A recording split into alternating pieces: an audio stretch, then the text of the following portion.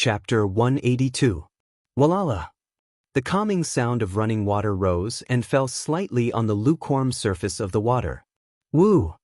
The sound of the tram mixed with the sound of running water, but it did not disturb the tranquility at all. Instead, it seemed to exist naturally, making people feel that it was indispensable. This was the northern part of Tokyo Bay, where an artificial island that could only be accessed by a drooping monorail was located. The artificial island was surrounded by huge rock walls, and a door commensurate with its height was the only entrance to this artificial island. In the center stood a huge clock tower that could be clearly seen from the outside. From the outside, people who did not know would think that this was a military fortress. Of course, the so-called military fortress would not be built in such a conspicuous place. Naturally, the inside of the rock walls could not be a military structure filled with the smell of gunpowder, but some buildings. Although these buildings were extremely out of place with the buildings outside the island, they still didn't fit in. At this time, Noah was walking on a path that was specially beautified with beautiful cherry trees. Not far away, several buildings that were not small in terms of height and scale entered Noah's eyes.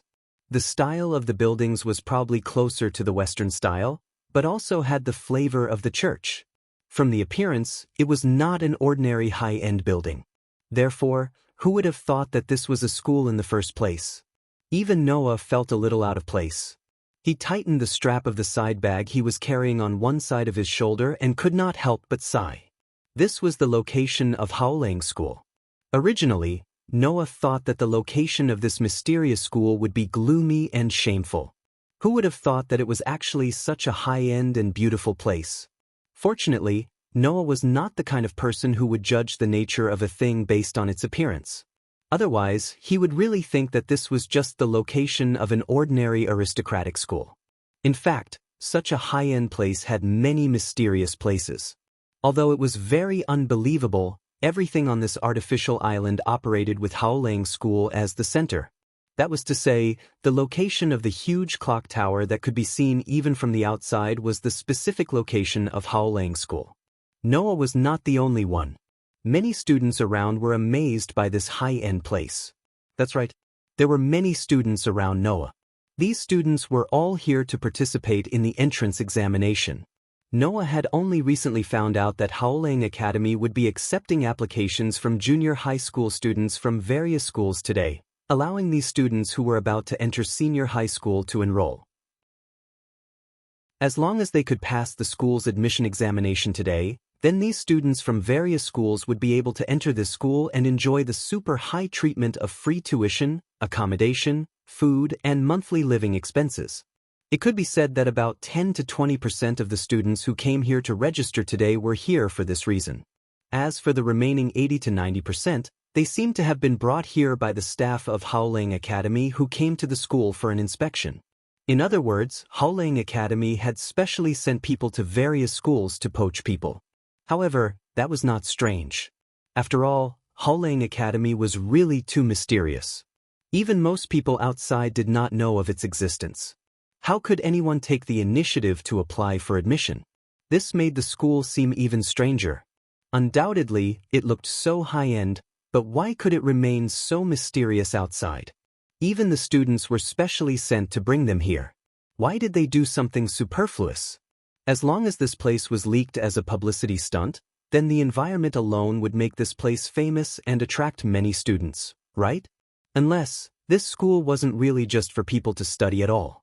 Noah, who felt that this place was becoming more and more mysterious, deliberately found a school that the staff of Haolang Academy was inspecting and applied for admission. Then, he accepted a physical examination from the staff of Haolang Academy with the other students. As a result, this morning, Noah received a notice from the staff that he was qualified to participate in the entrance examination and was brought to this artificial island. After that, Noah found out that he was the only one who was qualified to participate in the entrance examination in the school he specially found. What criteria did they use to determine whether a person was qualified to participate in the entrance examination? Noah had no idea about this at all. Therefore, Noah came here. But this was also necessary. Because, after learning about the existence of this school and the Dawn organization yesterday, Noah had been inexplicably concerned about this place. It was very likely that this world was giving Noah a hint for the world fragment. With this thought in mind, Noah and the surrounding students from various schools toured the surroundings while being led by the staff to the front of a building. At this time, the staff shouted to the students here, "Please line up here and go in to take the entrance examination in order." After leaving this sentence, the staff left directly, leaving the group of students in the same place after chattering for a while and lining up. Noah was in a position that was neither high nor low. There were not many students who came here to take the examination, so, if Noah was in the position, he could still clearly see the situation in front of him. Looking at the first student in line being led into the building by a person who looked like a doctor in a white coat, Noah scratched his cheek and unconsciously turned his body. Ouch! As a result, in the next second, Noah felt that the end of the side cloth bag on his right shoulder seemed to have touched the person behind him as he turned his body sideways. The other person also let out a slight cry of pain. Noah hurriedly turned his head and looked behind him. Then he was stunned. He saw a young girl with bright brown waist-length hair tied into a ponytail that hung behind her waist. She had a pretty face that was both cute and beautiful, and she was gradually transforming from a young girl into an adult. She was standing behind Noah and holding her head. She seemed to be in pain with one eye open and the other closed. Noah, who did not expect to have such a cute and beautiful girl standing behind him, was subconsciously stunned. When he saw the other person holding her head, he realized that the person his side cloth bag touched was this girl. "Sorry, I didn't mean to." Noah touched his head, slightly bent down, and apologized. "Are you okay?" I'm fine. The girl held her head with one hand, while the other hand hurriedly waved, revealing a cheerful smile to Noah. "It's just a touch, it's not that painful. It's my fault for moving my head closer, otherwise I wouldn't have touched it." "Moving closer?" Noah tilted his head in confusion, and with some suspicion, took off the side cloth bag on his right shoulder, holding it in his hand, and raised it in front of the girl. "Moving closer to this?" The girl's pretty face stiffened, and soon after, as if her prank was discovered, she became embarrassed. "Sorry, because I was very concerned about the things inside, I unknowingly moved closer." Speaking until here, the girl simply put her hands behind her back, leaned forward, and put her pretty face in front of Noah, meeting Noah's eyes. "There should be something like a bamboo sword inside, right?" Hearing this, Noah was a bit surprised. Although it was not a bamboo sword, a night sword was still a sword, so the answer was quite close. Hee. The girl seemed to think that she had guessed correctly, so she closed her eyes and laughed lightly. "Because I have also learned a bit of the way of the sword, and like you, I always carried a cloth bag with a bamboo sword, so I followed behind you out of curiosity. You don't mind, right?" Hearing this, Noah did not know whether to laugh or cry. So it was because of this that she was behind him? Noah thought that it was purely a coincidence. "Right, introduce yourself." The girl seemed to have just thought of something and smiled as if she was very familiar with him, and said this sentence. "My name is Yongsong Ivanli. Please enlighten me." "Miss Yongsong?" Noah also smiled. "I'm Noah Dole. Please enlighten me." Chapter 183. Hey, Noah. The girl named Yongsong Ivanli put her hands behind her back, turned around and looked at the shoulder bag in Noah's hand, and asked curiously, "Have you also learned kendo?"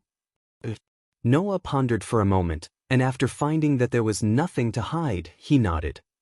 "Not just kendo, I have learned fighting, boxing, aikido, judo, martial arts, and spear techniques." "Wow!" Ivanli suddenly exclaimed in admiration. "I didn't expect you to have learned so many martial arts. Then wouldn't it be advantageous for you to enter this school?" "Advantageous?" Noah was startled for a moment before reacting. "Oh right, I almost forgot that this is a school to cultivate combat skills." Since it was to cultivate combat skills, then for some students who already had some foundation, it was indeed advantageous. However, Ivanli looked at Noah with some surprise. "It's not just this, right?" "Not just this." This time, Noah was slightly surprised. Then what is the advantage? Ivanly asked with some confusion. Don't tell me, the people who brought you here didn't tell you anything? No. Noah admitted without hesitation. After I participated in the physical examination at school yesterday, I received a notice to come here this morning. Other than knowing that if I pass the entrance examination, I can enter this school, I basically don't know anything else. Isn't that very irresponsible? Ivanly shook his head helplessly. If that's the case, then you don't know what the entrance examination is about, right? Noah nodded without hesitation, making Ivanly smile in confusion, then his expression became cheerful. Then let me tell you about this school. You're here to tell me about this school? Noah was surprised. In other words, you know about this school? Although I don't know what happened to the people who received the notice of passing the physical examination in the original school like you, but I was directly contacted by the people from the Dawn organization and brought here. Ivan straightened his back and smiled. So, before I came here, I was already told a lot about this school. Noah's heart suddenly became lively. Originally, he thought that he would have to go through a lot of trouble before he could find out the true face of this school. He didn't expect that the truth would come so suddenly. But soon, Noah frowned again. But, are you sure you'll be fine telling me these things? Ivan didn't expect Noah to say that. He was stunned for a moment, then smiled gently. Noah is really gentle. Noah put on a slightly speechless expression. Why did you suddenly say that? That's because we've only just met. You're already thinking about me, aren't you? Ivan teased. Isn't this gentle? What kind of gentle is this? Noah was a little embarrassed and avoided Ivan's teasing gaze. I'm just curious. This school is so well kept. Isn't it bad for you to just reveal it like that? It's okay. Ivan waved his hand. Since you're already here, Noah, you're someone who has adaptability, so it's okay. Adaptability? The new word caught Noah's attention again.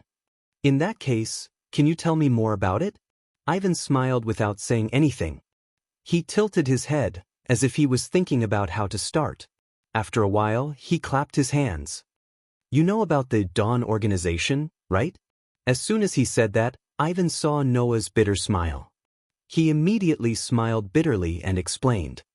The Dawn organization is a research institute that studies genetic engineering, and Haolang School was established in the name of this research institute. Genetic engineering? Noah muttered. Ivanly nodded and said, a few years ago, the Dawn organization developed a biological super-enhanced nanomachine called the Dawn Star Pattern. It's a special invention that can make the implanted person become an existence far beyond ordinary human beings. After saying that, Ivan raised a finger, and his expression began to become serious. This nanomachine called the Dawn Star Pattern is said that only 1 in 1,000 people meets the conditions for implantation, which is the adaptability I just mentioned. And the person who is implanted with the Dawn Star Pattern will have physical abilities far beyond the limits of human beings. Even their mental strength will be super-enhanced, and they will obtain the ability to materialize their soul. Soul? Noah looked at Ivan in surprise. Of course, Noah knew what a soul was. Materialization of the soul? There was actually such a miracle in this world? Its official name is Blaze. It's a simple weapon that materializes from the soul of the person who is implanted with the Dawn Star Pattern. Ivan touched his full chest with one hand and said with some emotion. And the person who is implanted with the Dawn Star Pattern, and has the Blaze, and can exert power far beyond human beings will be called surpassers, which is also our next identity. Hearing this, Noah understood the true face of this school. Simply put, Haolang School was specially established by the Dawn organization to select people who had the adaptability of the Dawn Star Pattern and bring them to this school for training. The reason why Noah was here should be because he was found to have the adaptability of the Dawn Star Pattern in yesterday's physical examination and could become a surpasser. Therefore, he was notified that he had the qualifications to participate in the entrance examination. So, Noah turned his head and looked at the building in front of him. The so-called entrance examination, in fact, Is the Dawn organization's people planning to implant the Dawn Star pattern in our bodies? I used to think so, but now it doesn't seem to be the case. Ivan poked his head out from Noah's side and looked over. Since there are people like you, Noah, who didn't know anything before coming here, then the entrance examination should also give you a simple explanation and let you make a choice whether to accept the Dawn Star pattern or not, right? Noah nodded casually, and a thoughtful light flashed in his eyes. Physical enhancement, spiritual transcendence, materialization of the soul, and blaze. Slowly, the corner of Noah's mouth slowly raised. Isn't it interesting? Do you know why I said that you are very advantageous here? Ivan elbowed Noah's ribs and said reproachfully, since you know so many martial arts, no matter what kind of weapon your blaze is, you can use it freely. Isn't that advantageous? Noah shrugged and didn't say anything. Next, Noah and Ivan talked about swordsmanship. However, after chatting for a while, Noah realized that Ivan's swordsmanship was nothing more than the swordsmanship that could be learned in an ordinary school. Compared to the swordsmanship that Noah learned for the sake of battle, it was more inclined towards strengthening one's body. It was completely different from the lethal swordsmanship that Noah learned for the sake of battle. Therefore, Noah only gave a few pointers, and Ivan's eyes began to shine. He was a little excited and kept chatting with Noah. Undoubtedly, they have only known each other for less than half an hour. After who knows how long, the people in front of him finally finished lining up. Noah Doria, right? The doctor in the white coat flipped through the name list in his hand and nodded at Noah. You can go in. It's your turn. Ivan patted Noah's shoulder with a bright smile on his face. Remember to tell me how you feel when you come back. Noah made an okay gesture and walked into the building under the doctor's lead. After passing through a corridor that wasn't too long, Noah came to a room that looked like a health room. There, another doctor in a white coat was sitting in a position. He was holding a gun-style needleless syringe that was filled with liquid, which immediately took away Noah's attention. Could that be the Daybreak Star pattern? Chapter 184. Please take a seat here. The doctor with the syringe patted the seat in front of him. Noah took off the cloth bag on his shoulder and placed it on the wall. He walked over and sat down. After Noah sat down, the doctor said to Noah, "What I'm going to say next may sound unbelievable to you, but it's the truth. Please be mentally prepared. After you explain everything to me, you'll have to make a choice whether you want to stay here or not." After he finished speaking, the doctor did not give Noah a chance to reply and continued to explain. Moreover, the explanation was much more concise than Ivan's. There were only the simple explanations of Daybreak Star pattern, Surpasser, and Blaze. Although it was enough to let people understand what was going on, it was lacking compared to Ivan's explanation. Obviously, this doctor had repeated the explanation many times and was getting impatient. That was why he had such a reaction. However, if he had to repeat the same explanation every time he met another person, he believed that anyone would get tired of it. Noah quietly waited for the doctor to finish what he had to say. He then compared it with what Ivan had said. When he was sure that even though the degree of explanation was different, the content was similar, he nodded. I understand. I'm willing to accept the Daybreak Star pattern and become a surpasser. Very good. Only then did the doctor reveal a satisfied expression. He picked up the syringe in his hand and said, "The process will be a bit difficult. You have to bear with it. Otherwise, even if you have the ability to adapt, you may not be able to obtain Blaze and become a surpasser." After he finished speaking, the doctor rolled up Noah's left sleeve and pressed the syringe against Noah's arm. He pulled the trigger. Poochie. With a soft sound, the liquid in the syringe was reduced at a speed visible to the naked eye and was injected into Noah's body. Noah felt as if a large lump of something was stuffed into his body. It instantly spread throughout his body. Immediately, the thing that spread out suddenly swelled and supported Noah's body. Wang! Noah felt a pain in his chest, and a geometric pattern called star to-do that was as exquisite as a star suddenly spread out from Noah's chest and exuded intense heat. Goo! The heat spread throughout Noah's body in a short period of time, causing Noah's breathing to become sluggish. He subconsciously let out a muffled groan. Bang! Almost at the same time, with the star mark as the center, a scorching flame fiercely ignited, enveloping Noah's entire body. Chi-chi! Amidst the burning sound, a searing pain spread throughout Noah's body, causing Noah to involuntarily clench his fists. If it wasn't for the fact that he had been strengthened by the protozoa virus in the world of the Black Bullet, at this moment, even if the intense pain didn't make Noah cry out, it would make Noah's tightly clenched fists burst out with veins that represented his great forbearance. Unbeknownst to him, the doctor who was watching this scene was even more shocked.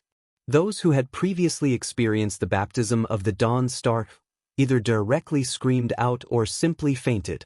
A situation like Noah's, where even his expression did not change, was something that the doctors had never seen before.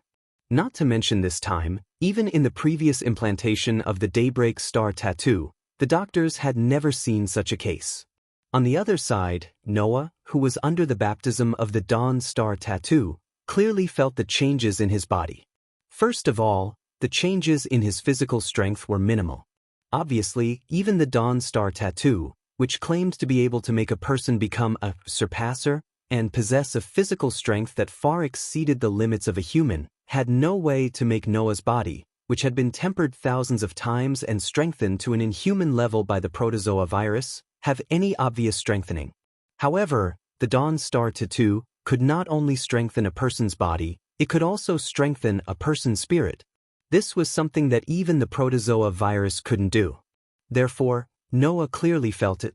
The vast magic power that was sleeping in his body seemed to have been awakened, boiling all of a sudden. Under Noah's perception, it rapidly rose by a large margin. This made Noah's heart startled at first, but then it was followed by joy. He didn't expect that the strengthening of his mental strength would also affect his magic power, causing his magic power to increase. That wasn't strange. Magic was also the power of the heart. If one's mental strength was sufficiently strengthened, one's willpower and thoughts would also become more tenacious. Therefore, once the mental strength was strengthened, the magic power that was directly linked to the heart would also naturally grow, and the magic power would also become stronger. This meant that even though Noah's physical strength didn't increase by much, the Dawn Star tattoo allowed Noah's magic to increase. This was an unexpected gain. However, Noah's gain wasn't over yet. This was because, through the strengthening of his mental strength, his soul could also obtain the ability to materialize, becoming a surpasser's weapon. Unfortunately, Noah was destined to not be able to enjoy the treatment of obtaining a new weapon. Bang!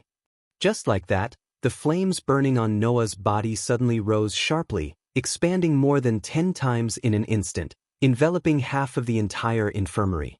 Wah! The doctor, who was watching the show from the side, was almost pounced on by the sudden expansion of the scorching flames. His face heated up, he cried out in alarm and hurriedly jumped away. In the center of the flames, Noah clutched the Dawn Star on his chest, somewhat dejectedly bending his body, his eyes suddenly widening. Only Noah knew what had happened to his body. Originally, the surpasser's mental strength seemed to have awakened Noah's soul, attempting to materialize Noah's soul. However, in that instant, the Dawn Star tattoo, that should have awakened his soul, seemed to have encountered an iron wall, completely unable to affect Noah's soul. In other words, with the power of the Dawn Star tattoo, it was simply not enough to allow Noah's soul to materialize. Noah's soul was unexpectedly strong. Moreover, it was strong to an inconceivable extent. At that moment, in order to awaken Noah's soul, the Dawn Star too seemed to want to break through the iron wall that was obstructing it, causing a strong impact on Noah's body. As a result, the flames burning around Noah's body also skyrocketed. Chi-chi-chi! The hot flames were still constantly rolling, telling others how much effort the Dawn Star tattoo had put into Noah's body. Unfortunately, it still had no way to awaken Noah's soul. Over time, the physical strengthening and mental strengthening effects released from the Dawn Star tattoo were instead absorbed by Noah's special constitution. All the power that entered Noah's body would be absorbed by Noah himself. Now, the Dawn Star Tattoo had encountered the same situation. In the end, a portion of the power that emerged from the nanomachines and was absorbed by Noah's body actually turned into a ball of flame, wrapping around a certain part of Noah's body. Noah's expression suddenly became stunned. This was because the thing that the ball of flame wrapped around was the large-caliber modified revolver that was pinned to Noah's back. In the next moment, the large-caliber modified revolver that was pinned to Noah's back turned into a ball of flame and drilled into Noah's body. At the same time, Noah also saw that the cloth bag on his shoulder that was leaning against the wall was also covered by the flames that rose sharply from his body. The cloth bag and the scabbard were directly burned to nothing, leaving only the bright and dazzling night sword. It suddenly turned into a ball of flame, flew, and drilled into Noah's body. The white night sword, the black revolver, the two weapons under the inexplicable chemical reaction of the Dawn Star Tattoo and Noah's constitution, turned into flames and drilled into Noah's body, becoming a part of Noah's soul. In other words, the night sword and the revolver replaced Noah's powerful soul that could not be awakened and became Noah's blaze. The flames gradually subsided, and in the end, all of them drilled into the star tattoo and disappeared together with the star tattoo from Noah's body. Noah touched his chest and was speechless for a long time. Chapter 185. At this time, Ivanli was bored out of his mind. His hands were clasped behind his back as he tapped the ground with the tip of his foot. His eyes kept glancing at the door in front of him. A faint doubt appeared in his beautiful cat-like eyes. It had been almost half an hour since Noah entered the building to receive the implantation of the Daybreak Star Tattoo. Ivanli was puzzled about this. According to the students who had just entered to receive the implantation of the Daybreak Star Tattoo, Noah obviously spent more time than the others. Could it be that some unforeseen event had occurred? Thinking of this, Ivanli couldn't help but feel a little worried. Unlike Noah, Ivanli was directly approached by the people of the Daybreak organization and was fully explained. However, like Noah, she was the only one in her original school who had the adaptability of the Daybreak Star Tattoo and was qualified to enter here. Ivanli looked friendly and cheerful from beginning to end, but in fact, it was just a sign of uneasiness. Therefore, Ivanli was still a little concerned about the first person he met here, not to mention that she seemed to get along well with him. If they could enter Howling Academy together, Ivanli would feel a lot less uneasy. However, now it seemed that something had happened to Noah. Ivanli also heard that not everyone who had the adaptability of the Daybreak Star Tattoo could be successfully implanted with the Daybreak Star Tattoo. There were also some people who could not withstand the implantation of the Daybreak Star Tattoo and were declared to have failed the implantation and could only leave quietly. Noah, could it be the same?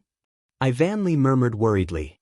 However, in the next moment, as if to dispel Ivanli's worries, the door of the building in front of him opened, and a person walked out from inside. Ivanli's eyes suddenly lit up. Just as he was about to go forward, he noticed something else. That was, Noah's clothes were changed. He was wearing a white student shirt and a blue tie. He was wearing a pair of blue trousers and a black uniform jacket.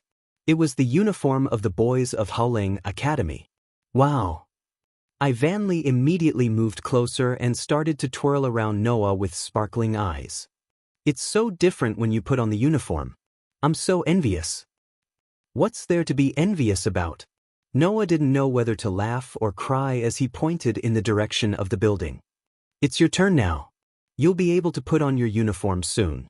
As if confirming the authenticity of Noah's words, the doctor in the white coat walked out from inside. Yongsung Ivanli. Yes. Ivan quickly responded. He patted Noah's shoulder and ran over while shouting at Noah. Wait for me here.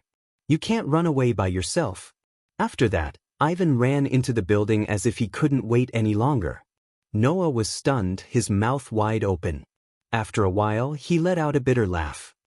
I haven't agreed yet. With that said, Noah was not in a hurry to leave. While the students who were still in line were whispering and pointing at him, he walked to the side and leaned against the trunk of a tree. He closed his eyes and his consciousness sank into his body. Under the cover of Noah's excellent sensing ability, Noah could feel that there were many extremely small floating objects swimming back and forth inside his body. These extremely small floating objects that human eyes could not capture were the biological super-enhanced nanomachines that Ivanli mentioned, the Dawn Star pattern. This time, the implantation of the Dawn Star pattern brought Noah a lot of benefits. In addition to the minimal physical enhancement, Noah also gained 3 other benefits. 1. Super-enhanced mental power. 2. Due to the influence of the super-enhanced mental power, it indirectly led to the appearance of enhanced magic power.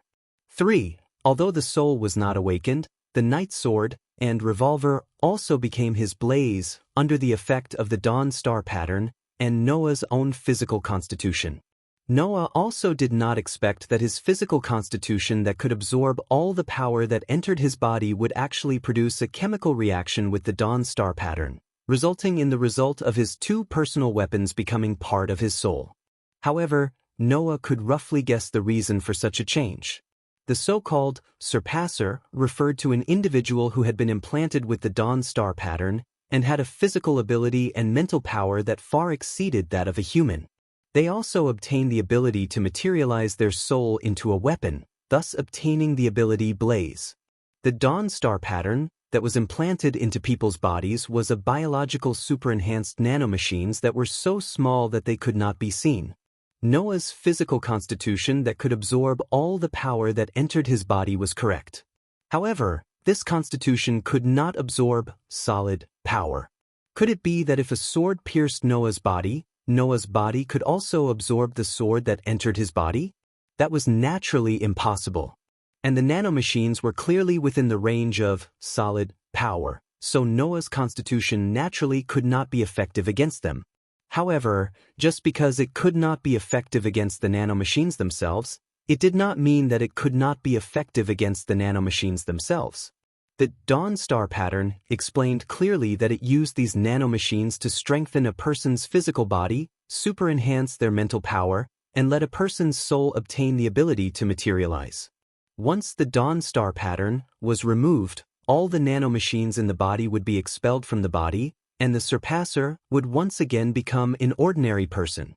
However, Noah's constitution tyrannically absorbed all the nanomachines that entered his body and produced super-enhanced effects. In other words, even if the Dawn Star pattern was removed, Noah's enhancement would still exist. These nanomachines were no longer able to affect Noah. Therefore, in the process of Noah's constitution tyrannically seizing the effects of the Dawn Star pattern, the nanomachines were still producing effects. In addition, it seemed that there was no way for Noah's overly powerful soul to materialize, resulting in some conflicts and unexpected changes. The specific manifestation of this change was the effect of materializing the soul into a weapon had been reversed, and it became the effect of the weapon being spiritualized. The Night Sword and Revolver thus became Noah's blaze. Therefore, in addition to strengthening his body, mental power, and magical power, Noah also obtained 2 abilities from the Dawn Star pattern. One was to materialize the blaze that had become part of Noah's soul. The other was a kind of limited ability. Therefore, Noah was particularly puzzled. The reason why the Night Sword and Revolver became the blaze was because the ability to materialize the soul was reversed. This was excusable. But where did this inexplicable, limited ability come from? Noah.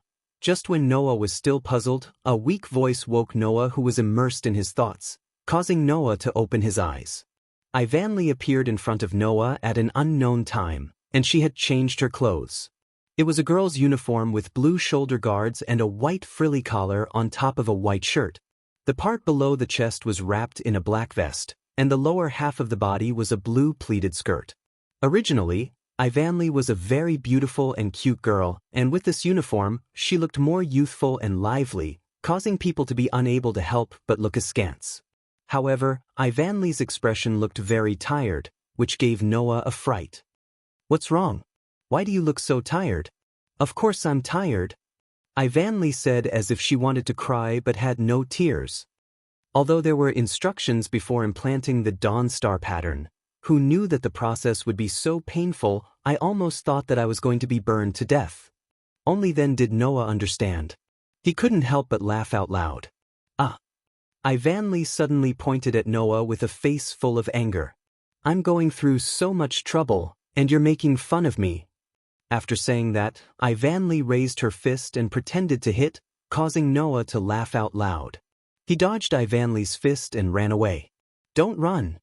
A man and a woman, one running and one chasing, left the scene and disappeared at the end of the road under the backdrop of cherry blossoms.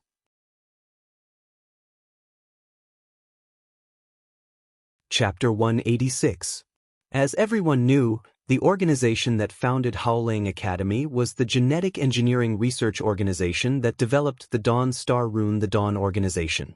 Those who could enroll in Howling Academy were all surpassers who had the Dawn Star Rune's adaptability and had the Dawn Star Rune implanted in their bodies.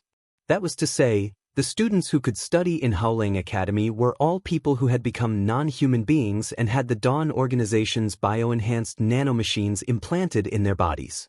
To put it bluntly, the students studying in Howling Academy could basically be considered as the research subjects of the Dawn Organization. Therefore, if there was no mistake, the Dawn Star Rune's supernaturalization of the body and mind should be the result of manipulating the genetic inheritance of the surpasser through the nanomachines in the surpasser's body.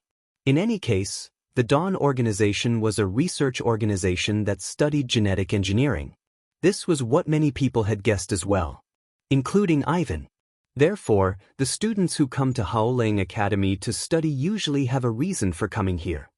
Walking on the road full of cherry blossom trees on both sides and surrounded by cherry blossoms, Ivan sighed and told Noah, who was reading the entrance guide.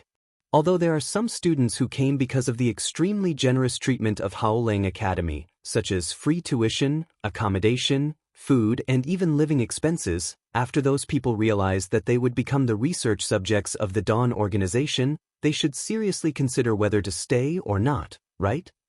Noah, who was reading the entrance guide, had some non-committal thoughts about Ivan's words. Indeed, no one liked to be a lab rat for research. Therefore, the students who came to Howling Academy to study generally had a reason to do so. Noah also agreed with this point. However, humans were also a kind of existence that would worship strength in the depths of their hearts. In order to obtain the unparalleled power of others, there was nothing unusual about degenerating oneself. The students who leave this academy will have the Dawn Star Rune removed and become ordinary people again. Therefore, Howling Academy is not worried that someone will quit halfway through and take away their research results. Ivan stretched and jumped in front of Noah.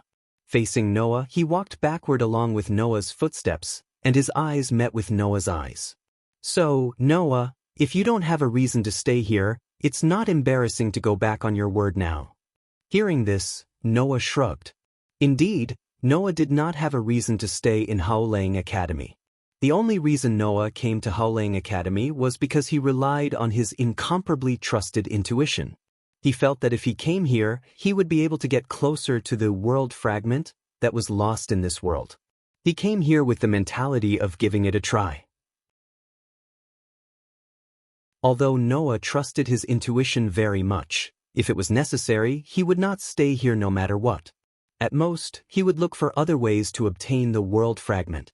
Of course, Noah was not worried that he would become some experimental animal. Even if he was thrown into an experiment, Noah's body that could repel all negative forces and influences would ensure his safety. At that moment, Noah asked Ivanli in a perfunctory manner, "What about you? You have a reason to stay here, don't you?" Who knows? Ivan smiled slyly, but if one looked closely, they would find that her eyes were particularly serious. "Maybe, I'm here for the super good treatment of free tuition, accommodation, food, and living expenses." "Is that so?" Noah, who had been focusing on the entrance guide in his hand, did not notice Ivan's strange behavior and responded indifferently. "Well, since this academy wants to use us as lab rats, it's not a bad idea to let them raise us, right?" Right. Ivan laughed and played along with Noah's joke. She turned around and walked back to Noah's side. Together with Noah, they walked forward. Today was not only the day of the Dawn Star Rune implantation, but it was also the day of the entrance ceremony for the students who became surpassers. That was to say, every batch of Howling Academy students would end in just one day. Then, the official classes would begin tomorrow. Following the entrance guide, Noah and Ivan found the place where the entrance ceremony was held. They entered the place that was much more luxurious than an ordinary school's auditorium. They found 2 seats and sat down. As soon as he sat down, Ivan looked around and saw the students sitting in their seats. He exclaimed in amazement, "There are quite a lot of people here." Noah also looked around. There were about 100 students in the auditorium. For such a luxurious school's entrance ceremony, it was a bit unreasonable to say that there were a lot of people. However, if one thought about it carefully, 100 people was actually a lot. There was only one person who could use the Dawn Star Rune in 1,000 people. In other words, the 100 people here had to be chosen from at least 100,000 students to reach such a number. If there were more than 100 people under such a probability, it was indeed a lot. Ding-ling. At this time, from the direction of the entrance, a crisp sound of a bell echoed, attracting the attention of many people.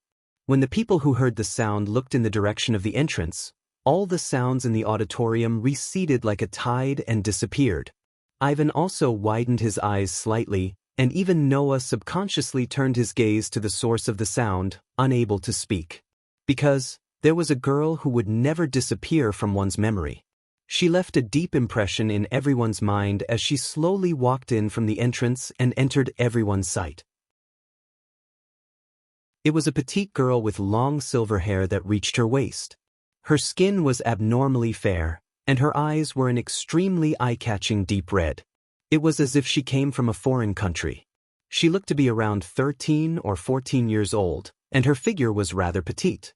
The girl had an appearance that seemed to only exist in a dream, but under the gazes of so many people present, there was nothing called expression on her face that still had a little bit of childishness. Her silver hair was tied with a hairband with bells on both sides, and accompanied by the sound of the bells swaying, she walked forward. Just like that, the silver-haired girl directly crossed the aisle, came to an empty seat, sat down, and then like a statue, she stopped moving. Only then did the silent atmosphere in the auditorium quietly disperse. Everyone began to discuss spiritedly as they looked in the direction of the silver-haired beauty. It was as if they were admiring the beauty of the young lady as they chatted. "She's like a doll." Ivan also made the same exclamation. "That child, is she from a foreign country?" Noah didn't answer, he just stared in the direction of the silver-haired girl. Looking at the other party's expressionless face, he didn't move. Compared to the other party's beauty, Noah was more concerned about the other party's expressionless face. Of course, Noah's action in Ivan's eyes was as if he was absent-minded. At that moment, Ivan nudged Noah with his elbow in a teasing manner. Well, I can understand, but if you stare at her like that, it will give people the feeling of, that's why boys are like this." "What's with that?" Noah didn't know whether to laugh or cry. He retracted his gaze and started to chat with the teasing Ivan. Not knowing how much time had passed, until the seats in the auditorium were almost full, on the podium in front, the sound of the loudspeaker was turned on. Hearing this sound in the auditorium, all the sounds disappeared again, replaced by another sound. That was the sound of high heels on the floor. Then, another figure, who once again stole the attention of the students, walked out from the curtains at the side of the auditorium and walked up to the podium. Everyone looked at each other in dismay. Some of them began to doubt their own eyes. The person who walked up to the podium had long black hair tied into 2 ponytails. Her body was wrapped in a pitch-black Gothic lowly dress. Her height was less than 1.5 meters, but on her doll-like face, there was a sense of intelligence and magic that others didn't have. That was a petite girl who didn't even look 10 years old.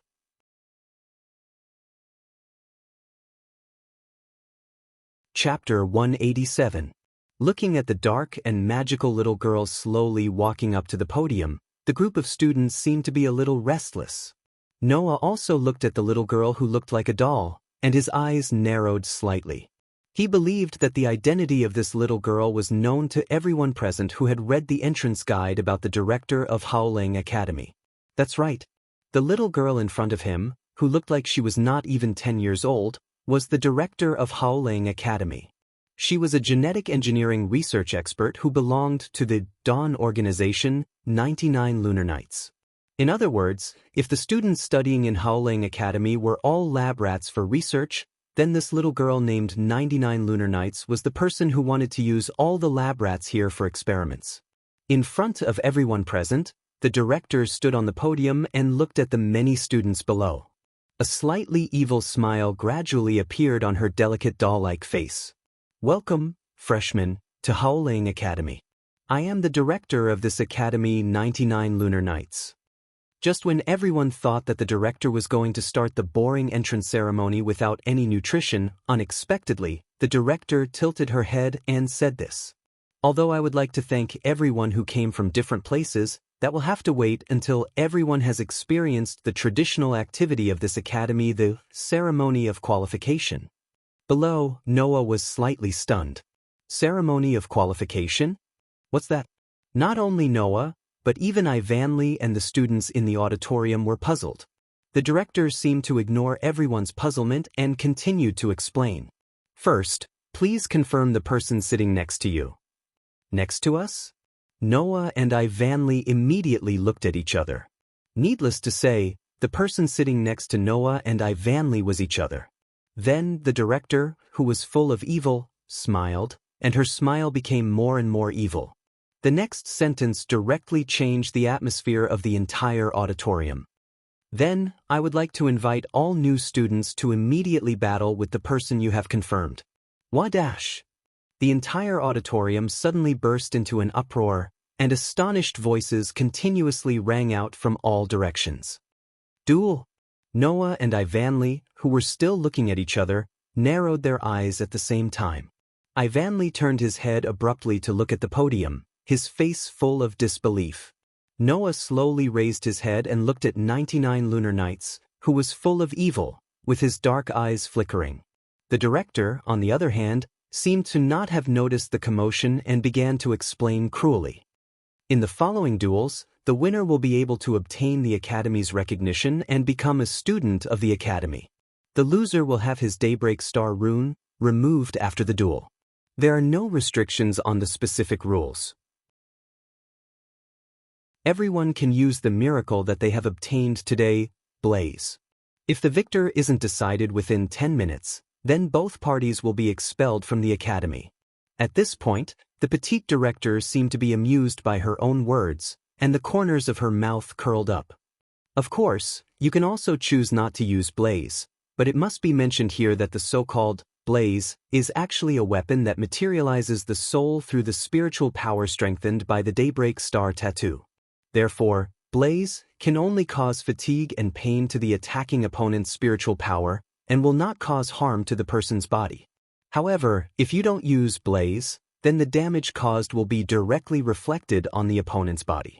However, this sentence was not able to make the crowd of students feel relieved at all. Instead, it aroused their indignation. What do you mean it won't cause harm? Didn't you say that as long as you have adaptability, you can enter the Academy? Are you lying to us? Facing the anger of the crowd of students, the girl in black standing on the podium smiled indifferently. Don't forget, this is a school that cultivates combat skills. Everything is to filter out students with strength. If you can't understand the school's way of doing things, then give up on the Daybreak Star tattoo and leave Howling Academy. The air in the auditorium suddenly froze. Silence dominated the entire auditorium. Ivan clenched his fists tightly, as if he could not comply with this cruel rule. Just as he was about to stand up and say something, the sound of a chair being pushed aside sounded. Everyone's gaze, including 99th Lunar Night, the surrounding teachers, and all the students, all gathered on the youth who stood up. Noah glanced at 99th Lunar Night, turned around, and walked towards the door without hesitation. Seeing this, everyone present understood. Noah had chosen to leave. Seeing Noah leave so decisively, the smile on 99th Lunar Night's face disappeared. She looked at Noah's back and remained silent. Ivan, on the other hand, hurriedly stepped forward and grabbed the hem of Noah's clothes and asked anxiously, "What are you doing?" "Ivan." Noah turned sideways and looked at Ivan, who was grabbing the hem of his clothes, with a puzzled expression on his face. "Shouldn't I be the one asking this question? What are you doing? Are you planning to leave?" Ivanly ignored Noah. His grip on Noah's arm tightened as he stared at Noah without letting go. "Is it okay if I don't stay here? Isn't it obvious?" Noah sighed. "The chairman already said that I can leave whenever I want. This shouldn't be strange, right? But you'll have the Daybreak Star tattoo removed." Ivan's face was filled with disbelief. "Even if that's the case, it's okay? Ivan." Noah shook his head with a smile, reached out and patted Ivan's head. "I don't know why you have to stay here, but I want to tell you that if you simply want to become stronger, it's okay if you don't rely on the Daybreak Star tattoo." This sentence caused all the students to widen their eyes in shock. It's okay if you don't rely on the Daybreak Star tattoo? Isn't that something that can make the human body stronger than humans? On the podium, the chairman also looked at Noah and chose to speak at this time. "You mean you want to rely on your own strength to surpass the surpasser?" Noah raised his head and looked at 99th Lunar Night. "What's so strange about it? The Daybreak Star tattoo can give a person a body and spirit that far surpasses a human's. It can also bring a soul weapon, the blaze. That's why it's called a surpasser, which means surpassing humans." 99th Lunar Night shook her head as if she was mocking Noah's naivety. "Normal humans can't have stronger strength than this." "Oh." Noah raised his eyebrows, glanced at the expressionless 99th Lunar Night, and then looked at the surrounding students who were looking at each other. He closed his eyes for a moment, and then suddenly opened them. "In that case, why don't we carry out another qualification ceremony?" As soon as this sentence came out, not to mention the surrounding students, even 99th Lunar Night was stunned. "Another qualification ceremony?" Noah curled his lips into a smile, pressed down on Ivan's hand that was tightly grabbing his clothes, walked past Ivan, who was looking at him, and took 2 steps forward, casting his gaze on the teachers standing on both sides of 99th Lunar Night. "Everyone, the teachers of Howling Academy should also be surpassers, people who have obtained the qualifications to graduate from this academy and are much stronger than normal surpassers, right?" The group of teachers who didn't understand what Noah meant had a strange expression on their faces. However, Noah's next sentence made the strange expressions on these teachers' faces freeze. "I won't use strength that surpasses a human's level." Noah suddenly smiled. "So, teachers, why don't one of you come out and use the identity of a surpasser to fight with me, a human?" The surrounding students all froze in place, as if they had been petrified, their mouths wide open in shock. "Noah!" Ivan cried out in shock. The teachers all had an expression of being unable to react, as if they hadn't thought that the spearhead would suddenly turn to them. For a moment, their faces were filled with bewilderment. Only 99th Lunar Night's doll-like delicate face sank, but her eyes also showed surprise.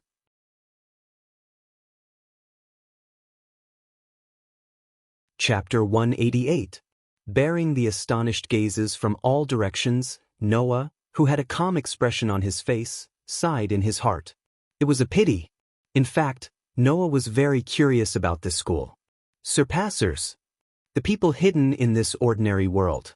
If this was the mysterious side of this world, then Noah didn't mind seeing with his own eyes what kind of power the surpassers in this world had.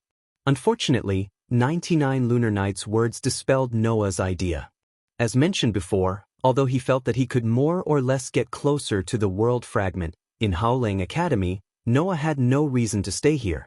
If it was another unknown student sitting next to him today, then not only would Noah not leave, but he would also be happy to see the power of these new surpassers.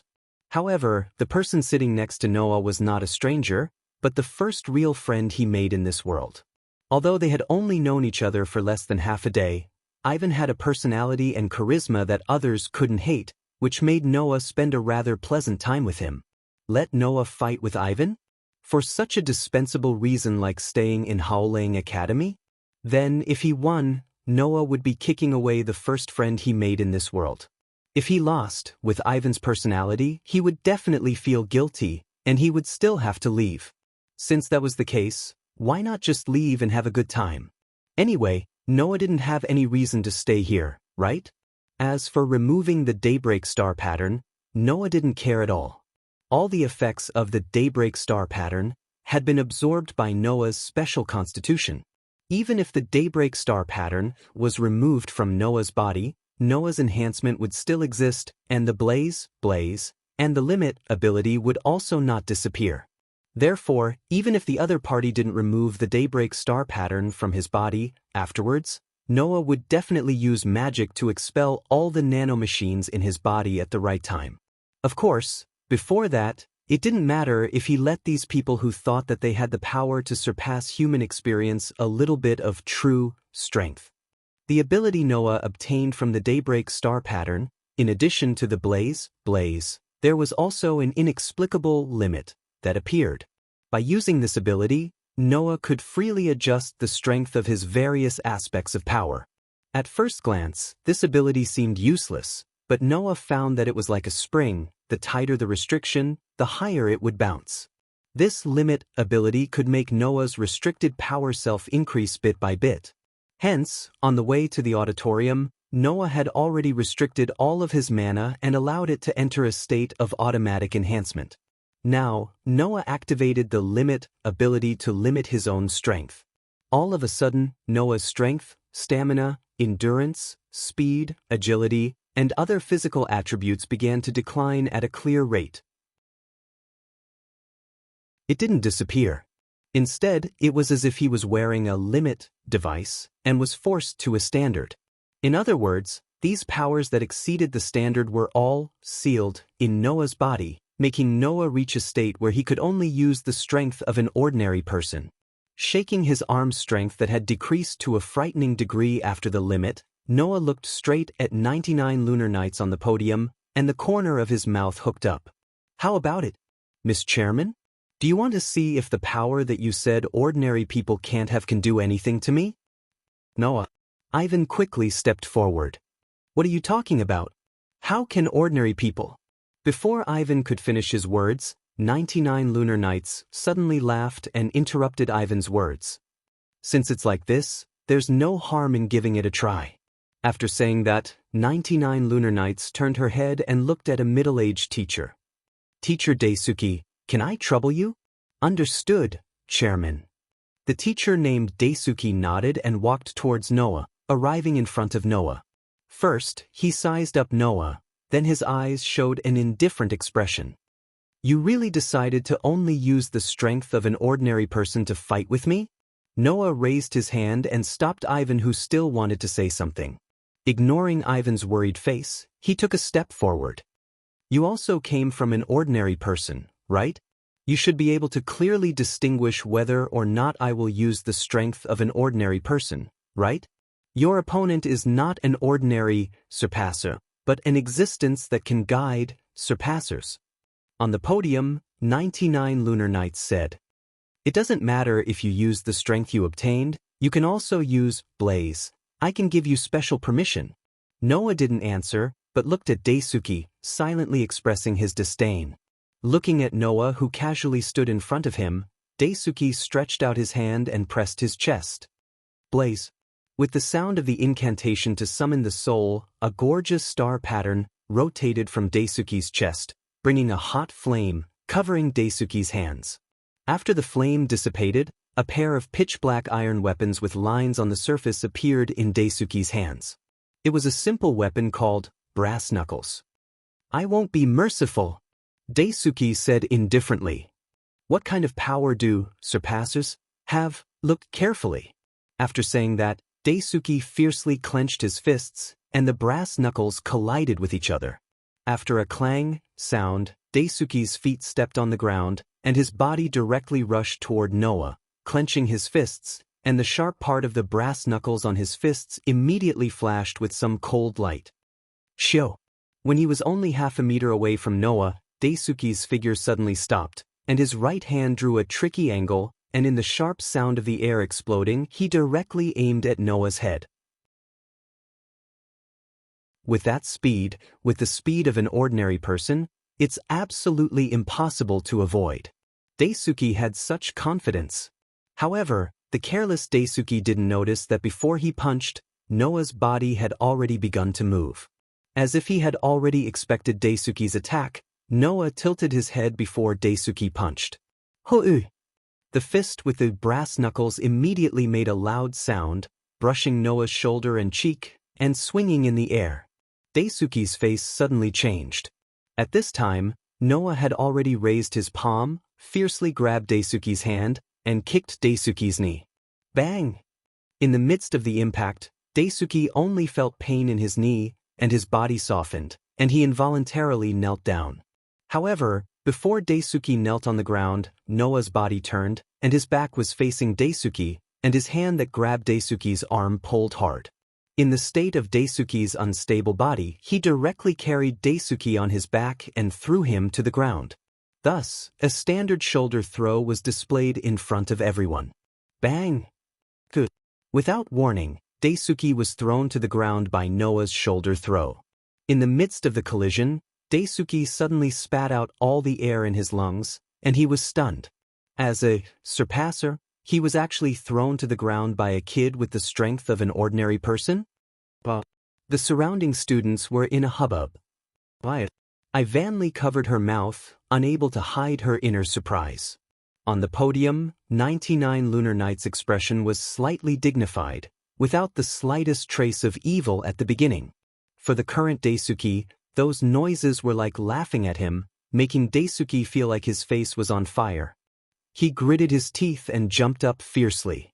Before that, Noah once again seemed to have predicted Daisuke's action, and he stepped back to open the distance. Damn it! Daisuke's face trembled slightly, and he gritted his teeth, mixed with a little anger, and rushed toward Noah's direction again. Feeling the other party rushing toward him, Noah narrowed his eyes, looking at the figure of Daisuke who was getting closer and closer, and the corner of his mouth slowly pulled up a cold arc.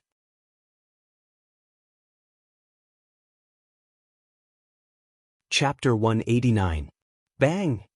With a muffled sound, one of the chairs in the auditorium was violently hit by a fist wearing brass knuckles, and burst into pieces. Woo! Around them, a group of students screamed and moved away from the area where the two sides were located. Along with the rest of the students, they looked at the confrontation in the center of the field, and for a moment, they were completely dumbfounded. Pooh, pooh, pooh, pooh. They saw that Daisuke wearing brass knuckles was like a large meat grinder, while rushing forward, with an overwhelming momentum, he waved his fists like a storm, making the fist with brass knuckles carry bursts of wind, shrouding the front. In front of the storm-like attacks, Noah's eyes were tightly shut. However, it was as though he had a mind of his own. His footsteps were extremely nimble as he stepped left and right. Amidst a series of clear sounds, he actually dodged all of the fierce attacks that were coming at him one by one. If someone observed carefully, they would be able to notice it. Every time, before Daisuke waved his fist, Noah seemed to be able to predict it, and took the initiative to move his body, and dodged all the fierce attacks that were impossible to dodge with the speed and reaction of ordinary people. Such a predictive ability can be described as terrifying. Perhaps, in this world, only Noah, who has extraordinary sensing ability and combat experience, can do such a miraculous thing. And Daisuke seemed to have noticed that the reason why Noah, who only exerted the strength of an ordinary person, could deal with him for so long was because of his terrifying predictive ability, and his face couldn't help but show a touch of anxiety, and his offensive became a bit more urgent. However, Daisuke's anxiety made his offensive have a few more flaws, which were caught by Noah, who closed his eyes and observed everything with his superhuman perceptive ability. Bang! Suddenly, Noah, who was like a willow blown by the breeze, who was perfectly dodging Daisuke's offensive, fiercely stepped on the ground and drilled into Daisuke's arms. Daisuke was shocked, and quickly wanted to respond. With the power of a surpasser, it was easy for him to react in time and react to it. If Daisuke didn't punch at this time. Whoo! As if it had been calculated from the beginning, when Noah drilled into Daisuke's arms, Daisuke had already swung his fist. As a result, his fist fell into the air, and because he was leaning forward while swinging his fist, it was impossible for him to do anything else. Seizing this moment, Noah drilled into Daisuke's arms, spread out his hand, and suddenly clenched it, grabbing Daisuke's arm that had just punched out. Seeing Noah grab his arm again, Daisuke, who thought that Noah wanted to throw him over his shoulder again, subconsciously grabbed the ground. However, this time, Noah didn't throw Daisuke over his shoulder. Instead, he clasped Daisuke's arm with his fingers and twisted Daisuke's joints. In an instant, the fist that Daisuke had just swung seemed to want to return to where it came from. Following the trend of Noah's twisting joints, it bent and punched back at Daisuke's own chest. Bang! The fist with brass knuckles fell heavily on Daisuke's own chest. Goo! A huge force acted on Daisuke's chest, making Daisuke groan and retreat a few steps. His chest was in pain. It was different from the throw that Noah used just now. As a surpasser who had strengthened all aspects of physical fitness, even if he was hit by Noah's throw, Daisuke would only feel a little pain at most. His strengthened physical resistance would not let him be hurt by such an attack. However, it was different this time. It was Daisuke's own fist that hit him. That was equivalent to letting Daisuke eat the attack of a surpasser who had the same strength as him. Therefore, this time, the pain inflicted on Daisuke's chest really hurt him. He almost couldn't breathe, which made Daisuke angry. Do you only know how to play these little tricks? With a roar, Daisuke clenched his fists tightly and rushed forward. He raised his fist, and with a sharp wind-breaking force, he viciously smashed it down on Noah's shoulder with a muffled sound in the air. Could it be that you want me, a human, to go head-to-head with you, a surpasser? Noah sneered, but his body moved in advance again. He didn't retreat but moved forward. He leaned his body and pushed up. As the target of Daisuke's attack, his shoulders suddenly jumped up from under Daisuke's body and slammed into him. Bang! Because of the punch, even if Daisuke reacted, his body couldn't keep up with the reaction. He was hit by Noah's shoulder. Of course, with the strength of an ordinary person, even if he was hit by Noah's attack, the damage that Noah could do to Daisuke was very limited. But under this hit, Daisuke's body was slightly floating, and his feet were also off the ground. In the next second, Noah turned sideways, rotated his leg, and threw out a kick, kicking Daisuke's heel heavily.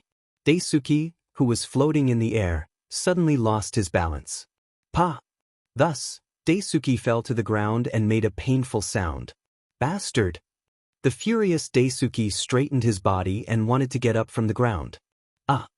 However, at this moment, the surrounding students suddenly exclaimed in unison. Before Daisuke realized what these exclamations meant, behind Daisuke, a hand bent up, revealing a slightly sharp elbow, and heavily hit Daisuke below. Bang! With a blunt sound, the elbow mercilessly fell on the back of Daisuke's neck. Daisuke's eyes bulged, and his body fell back to the ground again. His vision was all blurred, and even his consciousness was in chaos. Daisuke couldn't help but squeeze out a low groan, covering his neck, supporting his hazy consciousness, and turned his head with difficulty, looking at Noah. You're really a surpasser. Even if it's the strength of an ordinary person, if the back of the neck is hit, he should have fainted immediately. I thought my judgment was right. Noah looked condescendingly at Daisuke, who was paralyzed on the ground, and pretended to be surprised. Then he narrowed his eyes and suddenly lifted his foot. Of course, if you didn't faint, you'll faint if I hit you again, right? After saying that, Noah's heel was like a heavy iron hammer, bringing along a wind, and fell on the back of Daisuke's neck. Bang! Goo! Daisuke's pair of eyes bulged again, and his face turned white. His vision finally turned from blurred to darkness, and he completely lost consciousness. The brass knuckles on Daisuke's fist made a soft sound, turned into a flame, and dissipated in the air. Dong! Daisuke collapsed on the ground, his eyes closed, and he was completely unable to move. the entire place fell silent. Looking at Daisuke, who had completely lost consciousness on the ground, the pupils of the surrounding students slowly widened, and after a while, the sound of inhaling cold air constantly echoed. 99 lunar nights had closed her eyes, and no one knew what she was thinking. Her face was completely expressionless. Noah? Ivanli could only squeeze out such a call from his throat, but he didn't know what words to use to express the surprise in his heart, so he froze there.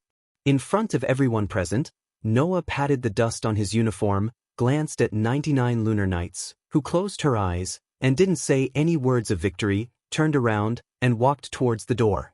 Wait! At this time, a suppressed roar sounded from behind Noah. I haven't lost yet. Covering his neck, Daisuke, who climbed up from the ground, grabbed a chair next to him, like a mad wild bear, rushed towards Noah, and threw the chair in his hand at Noah. Ah! The screams of some of the female students rang out.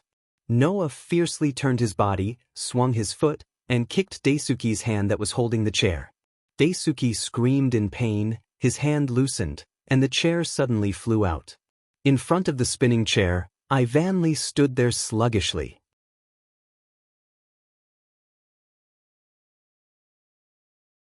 Chapter 190. Whoosh! As if falling from the sky, the heavy chair spun in the air and smashed towards Ivanli with a muffled sound. Ivanli, who was still immersed in the shock of Noah defeating a surpasser teacher with the power of a normal human, didn't have time to react.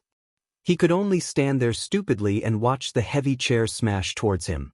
Just as Ivanli was about to instinctively close his eyes, a sound like this echoed throughout the auditorium. Blaze! The gorgeous flame with the crimson light illuminated every corner of the auditorium. Bang! The next moment, a gunshot that the students could only hear on TV echoed in the auditorium. A pitch-black bullet pierced through the air, leaving a long trail of light behind it.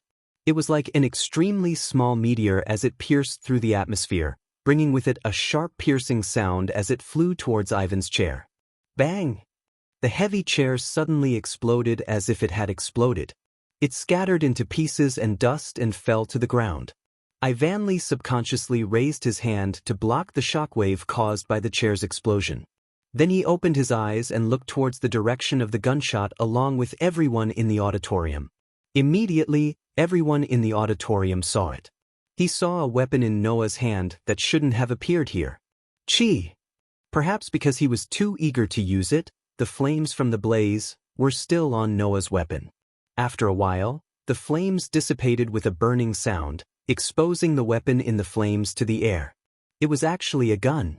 It wasn't a spear used for close combat, but a handgun. The body of the gun was as long as an automatic pistol. It was 8 inches long and carried a cylinder at the back of the gun. It was obviously a modified large-caliber revolver. The pitch-black body of the gun was covered with white veins like tree roots. The blade of the revolver was held tightly in Noah's hand as he aimed it at the sky in front of Ivan. It was obvious who the person who had just saved Ivan from danger was. However, everyone had already forgotten about the chair. Even Ivan had forgotten about the danger he had just encountered. He was at a loss for words. Gun! It was no wonder that Ivanli and the surrounding students were so surprised. That was because the blaze, which was materialized from the soul, could not possibly be something like a handgun. Perhaps it was because the human soul itself was a very simple existence, but the blaze of the surpassers were also very simple weapons. For a weapon with an extremely complicated structure like a gun, it was very unlikely that it would appear in the list of blaze. Noah also knew this point. He put down his hand holding the gun and hid the revolver behind him as if he didn't want to attract attention. However, behind Noah, 99 lunar nights who was standing on the podium stared at the revolver in Noah's hand and said word by word. It seems that you are an exception. Exception. Exceeding the norm was an exception. Exceeding the norm was an exception. Possessing the blaze that was impossible to appear under normal circumstances. Therefore, Noah was an exception. Regarding this, Noah remained silent. The revolver in his hand turned into a flame and disappeared on the spot. Then, Noah didn't stay any longer. Under the silent atmosphere, he walked out of the auditorium step by step. Noah didn't notice it. Although everyone in the auditorium was watching him leave, there were 3 people whose eyes were different from the others. There was not only surprise, but also other extremely complicated emotions. One was 99 lunar nights who was standing on the podium. One was the brown-haired youth who was standing in the corner. The last one was the doll-like silver-haired girl who stole everyone's attention as soon as she entered the auditorium. Walking out of the auditorium, Noah came to the sky full of cherry blossoms. He raised his hand and looked at his hand, frowning deeply. 99 lunar nights said that the blaze was a weapon of the soul. It could only cause damage to the mind and not the body. However, Daisuke's brass knuckles could smash the chair into pieces. Noah's revolver could also shoot the chair. Both of them could destroy the chair. Since the blaze could destroy the chair, then it should be able to cause damage to the body, right? However, 99 lunar nights said that the blaze could only cause damage to the mind. That was obviously a lie, right? Thinking of this, Noah couldn't help but shake his head. Impossible. 99 lunar nights wouldn't lie so easily. After all, as long as the students in the auditorium fought according to the qualification ritual, then the lie would be instantly exposed. Therefore, Noah felt that what 99 lunar nights said shouldn't be a lie. However, the blaze should have other secrets. At the very least, Noah felt that the knight's sword and revolver that had become part of his soul seemed to have undergone some changes. As for the specific changes, Noah still didn't know. However, in terms of appearance, his revolver had some changes. On the body of the gun, there were more vein-like white lines. Moreover, Noah's revolver didn't need to be loaded with bullets. As long as he turned his mental power into bullets and filled the revolver formed by his soul, Noah's revolver would be able to shoot continuously. In other words, the weakness of Noah's revolver, having less bullets, was completely made up for. Of course, in addition to this, the revolver also had another weakness. Looking closely, Noah's raised hand was constantly trembling, which made Noah bitterly laugh. I almost forgot. Because of the power enhancement, the gun's weight and recoil have been increased. It requires a certain amount of arm strength to use it. It was because of this that Noah, who used an ordinary person's arm strength to fire the gun, almost broke the skin on his hand and dislocated his bones. Noah, who secretly cursed himself for being careless, was about to leave when an urgent voice sounded. Wait. In the auditorium, Ivan quickly ran out. When Noah turned around, he was already in front of Noah. Then he slowed down and met Noah's gaze. In the end, he couldn't say a word. What's wrong? Looking at Ivan's complicated expression, Noah helplessly smiled. Don't we need to go through the qualification ceremony? The chairman said that as my opponent, you have already forfeited, so I am qualified. Ivan lowered his head and then raised it up with force.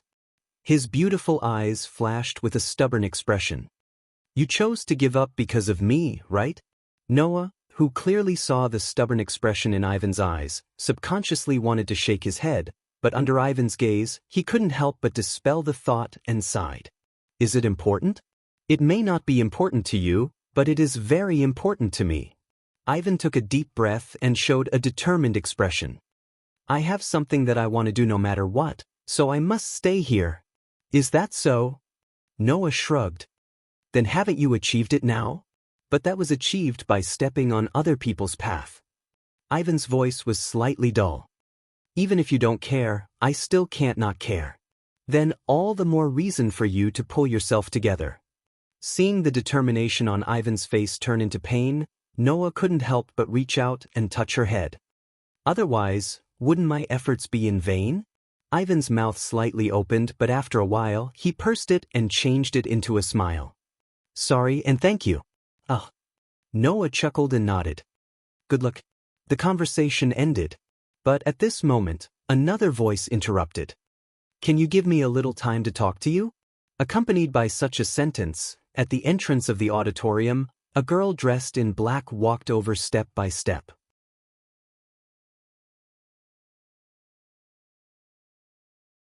Chapter 191. Howling Academy, First Grade Classroom. Compared to the luxurious Western-style building outside, Howling Academy's classroom seemed very ordinary. The ordinary here meant that the classroom had an ordinary area and ordinary furnishings. However, the tables arranged in the classroom were not the single tables used in primary and middle schools. Instead, they were long tables for 2 people and were quite wide. At this time, the new students who passed the qualification ceremony gathered in this classroom one by one, each looking for a seat and sitting down. There were about 30 or 40 new students in this classroom. The rest were still being treated because they were injured during the qualification ceremony. Blaze was a weapon formed from the soul, so it could cause damage to the soul. This point had already been confirmed. The proof was that the new students here had more or less received a direct attack from the blaze of their dual opponent, but their bodies had not received any damage, only feeling a bit mentally tired. Thus, most of the new students who were injured had received a direct attack, such as being hit by a punch, which was why they stayed outside to treat their injuries. Among those present, the freshmen who had been struck by blaze were currently sleeping on the tables with tired faces. A small portion of the freshmen who hadn't suffered any damage had begun to chat and introduce themselves. Not long after, a girl with a ponytail appeared at the door, attracting the curious gazes of many people present. The person who came was Ivanli, who had also been announced as qualified. The students here were all very curious about Ivanli. This was not only because Ivanli was very cute and beautiful, but also because Ivanli seemed to be very familiar with that person in the auditorium. He defeated a surpasser as an ordinary person. Moreover, the person he defeated was a surpasser who was a teacher of Howling Academy. In addition to the blaze of the revolver that should not have appeared, how could a person who gathered so many conditions not receive attention? Unfortunately, that person had already left Howling Academy. Therefore, everyone's curiosity was focused on Ivanli, who seemed to be very familiar with the other party. However, in the next moment, the figure of a person who had also entered the classroom behind Ivan completely stunned the students in the classroom. Soon after, a commotion broke out among them. That person, how could this be? Didn't he leave the academy already? The person who came in behind Ivan was surprisingly Noah, who was supposed to leave the academy. Ivan seemed to be in a good mood. His beautiful face was full of smiles. After looking around the classroom, he came to the last row and waved cheerfully at Noah, who was still standing at the door. "Noah, over here." Seeing Ivanli's cheerful appearance, although Noah was a bit helpless, he still obediently walked over. Under the noises and pointing of the freshmen, he sat down with Ivanli at a table shared by 2 people in the last row of the classroom. Even so, the gazes of the surrounding freshmen were still focused on Noah. Curiosity, surprise, bewilderment, doubt, and other emotions were displayed without any concealment. Seeing this, Ivan evilly nudged Noah with his hand. "You're really popular. If it's just being popular, then that's fine." Noah waved his hand carelessly. "They're just curious as to why I'm here, right?" "That's true." At the mention of this, Ivan beamed with joy. "Even I almost thought that I wouldn't have the chance to sit in the same classroom as you, but luckily, the chairman didn't let you go and recruited you again." Outside the auditorium where the entrance ceremony was held, before Noah and Ivan could say goodbye, 99 lunar knights appeared in front of the 2 of them. The other party's intention was very simple. It was to let Noah continue to study in Howling Academy. According to the other party, with the strength of a normal person, he could defeat the best of the surpassers. Based on the position of the chairman of Howling Academy, 99 lunar knights was looking forward to how far Noah could go as a surpasser in the future. Perhaps this was only one of the reasons. Because both Noah and Ivan could guess that the reason why 99 lunar knights made an exception to let Noah continue to study in Howling Academy was not only because of Noah's future, but also because of Noah's blaze. The exception of the blaze revolver. Because of this, 99 lunar knights made an exception and personally appeared to ask Noah to stay. Therefore, When Noah was still considering whether to agree to stay or not, Ivan, with a face full of joy, made the decision for Noah. He nodded repeatedly and helped Noah agree. Noah knew that Ivan was still feeling guilty for leaving, which was why he acted so rudely when he knew that he could stay, but he didn't say anything and let Ivan be happy. After all, although there was no reason for him to stay, at the same time, Noah didn't have any reason to leave either. Originally, Noah chose to leave because of Ivan. Since both of them could stay, then Noah naturally didn't have to leave. Therefore, Noah and Ivan came to the classroom together. Sigh. Noah heaved a sigh. I feel that just entering the school is very tiring. That's true. Even Ivan showed a weak smile. The implantation of the Daybreak Star tattoo, at the beginning was already very tiring, and then there's the qualification ceremony.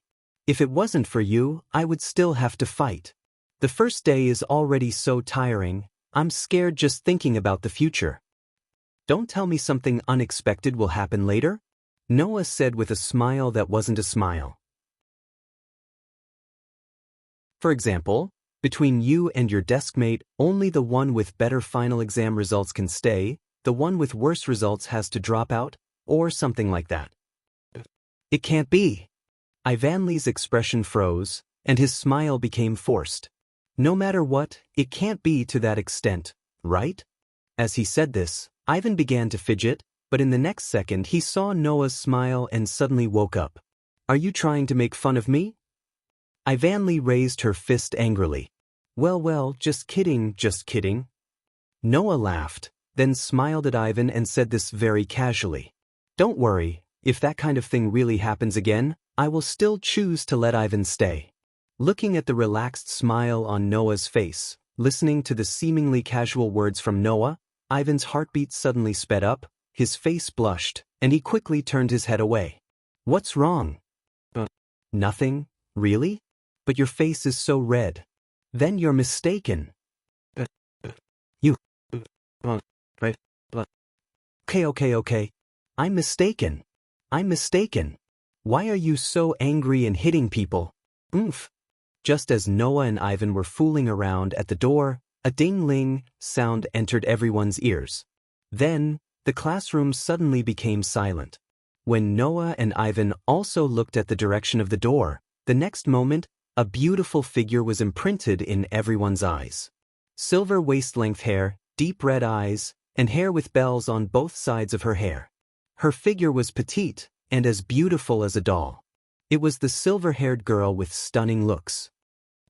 On the side, Ivan made a sound of surprise. Did that child also pass the qualification ceremony? It was natural that Ivan would be surprised. After all, such a soft and beautiful girl, no matter how you looked at it, did not look like she was good at fighting.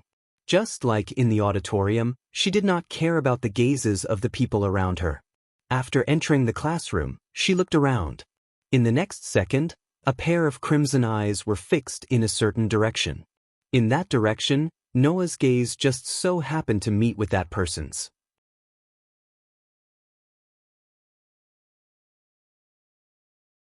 Chapter 192. Separated by a classroom, Noah and the young lady's eyes met. Just when Noah thought that she was about to shift her gaze away, who knew that the young lady would continue to stare at him? Noah was startled. Ivan blinked and looked at Noah strangely. That child seems to be looking at you, right? Is that so? Although Noah had the same thought, he still replied with a question that he didn't mean. It should be a coincidence, right? It was a pity that the moment Noah said this, the silver-haired young lady strode forward. Ding ding! Her long silver hair that reached her waist swayed with its owner's footsteps. The young girl's expression did not change at all. Accompanied by the ringing of the bell, she walked to Noah's side. Then she lowered her head slightly and bowed. Noah and Ivanli looked at each other, then nodded and saluted with strange expressions. At this moment, the silver-haired young lady lifted her head and moved a chair from the seat beside her to the other side of Noah and sat down. Thus, with a beautiful girl with tea-colored hair on his left and a beautiful girl with silver-colored hair on his right, Noah received strange looks from all the students present in this situation where it was as if he was hugging two girls in each arm. The corner of Noah's mouth twitched. Undoubtedly, there were a lot of empty seats around. Furthermore, he was already sitting with Ivan, so why did she purposely sit beside him? Furthermore, he wasn't sure if it was just Noah's imagination. Noah had a feeling that the other party was secretly observing him. On the side, Ivanly's eyes moved back and forth between Noah and the silver-haired girl's face. After a while, he looked at Noah with a subtle expression. "Do you know this child?" "Ha!" Noah laughed dryly and didn't answer. "Do I look like I know her?"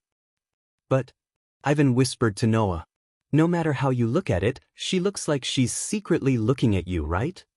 "That seems to be the case." Noah could naturally sense that someone was looking at him. He immediately turned his head and looked over. The silver-haired young lady was startled, as if she was afraid that her secret observation of Noah would be discovered. She didn't even know that her attention had already been discovered and turned her head away. Noah's mouth twitched again. Ahem. It was as if Ivan was trying to smooth things over for Noah. With a kind smile on his face, he leaned over and faced the silver-haired girl. "Hello, I'm Ivan Yongsung." The bell on the silver-haired young lady's head shook slightly, and at the same time, she slowly turned her head and stole a glance at Noah before lowering her head to Ivan. "My name is Julie Sigtuna. Please take care of me." "Is her name Julie?" "The name is as cute as the person." Ivan seemed to have completely forgotten about Noah's existence, and his body slowly moved closer to the young lady named Julie. "I'll call you Julie, is that okay?" "Yeah." Julie expressionlessly moved her lips. "That's fine." However, Ivan cared about another word from Julie's mouth. "Yeah." It means yes. "Oh? You have a habit of saying things? So cute." "Thank you for the compliment. You're all so cute when you're expressionless and modest." "Really?" Ivan, who was chatting with Julie, didn't notice that because he unconsciously moved closer to Julie, Ivan's soft breasts under his uniform were tightly pressed against Noah's arm. Noah's expression had completely turned into a resentful expression. While Ivan and Julie were chatting, in fact, it was just Ivan talking as if they were close, and Julie only responded. He was under the gaze from all directions, and he felt his head start to hurt. Sure enough, staying in this school was a wrong decision? When Noah started to feel uncomfortable, the students who finished the treatment slowly walked into the classroom with exhausted expressions. Almost at the same time, as if they had anticipated the arrival of all the freshmen, the window at the side suddenly opened with a creaking sound. "Hello. Hello." A coquettish voice, accompanied by the sound of the window being opened, echoed together. Immediately, a young girl suddenly appeared on the window. With a perfect somersault, she jumped from the window to the podium, entering everyone's sight. She was a girl who was cute in all aspects, but also strange in all aspects. The reason why she was cute was very simple. Because she looked like she was only 17 or 18 years old, with a head of beautiful black hair and a delicate face. Coupled with her vitality, she was very cute no matter how you looked at her. The reason why she was strange was even simpler. She was wearing a maid's outfit, and on her head was a pair of rabbit ears. Such a cute and strange girl stood on the podium. She didn't care about the fact that she might be exposed under her dress, and straightforwardly struck a pose. "Nice to meet you. I'm Moonlight Glass Rabbit. I'm everyone's class teacher. Please affectionately call me Teacher Little Rabbit." The coquettish and cheerful voice unsurprisingly made everyone, including Noah and Ivan, except for the expressionless Julie, who couldn't tell what was on her mind, stunned. They didn't know how to react. No matter who it was, they would be stunned, right? A girl who was at most 17 or 18 years old suddenly popped out and said she was the class teacher. Not to mention, her unique entrance, unique coquettish voice, and unique clothing would make people subconsciously stunned. Not to mention, all the girls who called themselves Moonlight Glass Rabbit were gathered here. Oh. Then Teacher Little Rabbit's, still self-proclaimed, gaze swept over Noah and let out an extremely exaggerated sound of surprise. Full of vitality, she reached out her hand and pointed at Noah. Found it. You're the exception, right?" After saying that, Teacher Little Rabbit made a thump jump, sound effect, fiercely jumped into the air and landed on the table in front of Noah. Lying down, she said with a smile, "Teacher Little Rabbit, I also saw the battle where you defeated Daisuke-sensei. How should I say it? You're really amazing. Although Daisuke-sensei is only at the level of rank 3. But you can use the strength of a normal person to defeat a rank 3. Teacher Little Rabbit, I almost fell for you." Ivanli and Julie had completely shut down and were unable to react. The corner of Noah's mouth twitched, and when he felt that even his head was starting to hurt, he faintly sighed and asked Teacher Little Rabbit, who was close by, "What's rank 3? You don't know?" Teacher Little Rabbit's eyes widened in surprise, but in the next second, as if it was a play, she giggled. "It's the Daybreak Star rune implanted in your body. It's also divided into levels," Teacher Little Rabbit said as she put her hand in front of Noah and stretched out a finger, making a 1 gesture. The Surpasser, who has just been implanted with the Daybreak Star rune, is rank I, which is your current level. The Surpasser can also continuously train themselves so that their body and spirit can be strengthened faster than ordinary people. At the end of the semester, the school will arrange a ceremony called Sublimation Ritual to let you upgrade your level. If your body and mind are fully trained, you can successfully upgrade, and your body and spirit will once again be strengthened beyond imagination. Noah's eyes couldn't help but light up. He can continue to be strengthened? Then wouldn't his body, spirit, and magic be strengthened again? Well, because you're super excellent, the news that the chairman made an exception and allowed you to enter the school has already spread.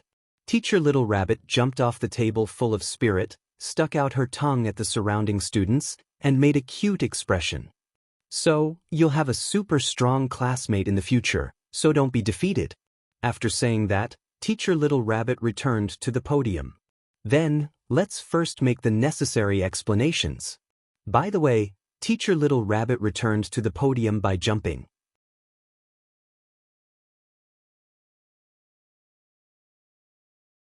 Chapter 193.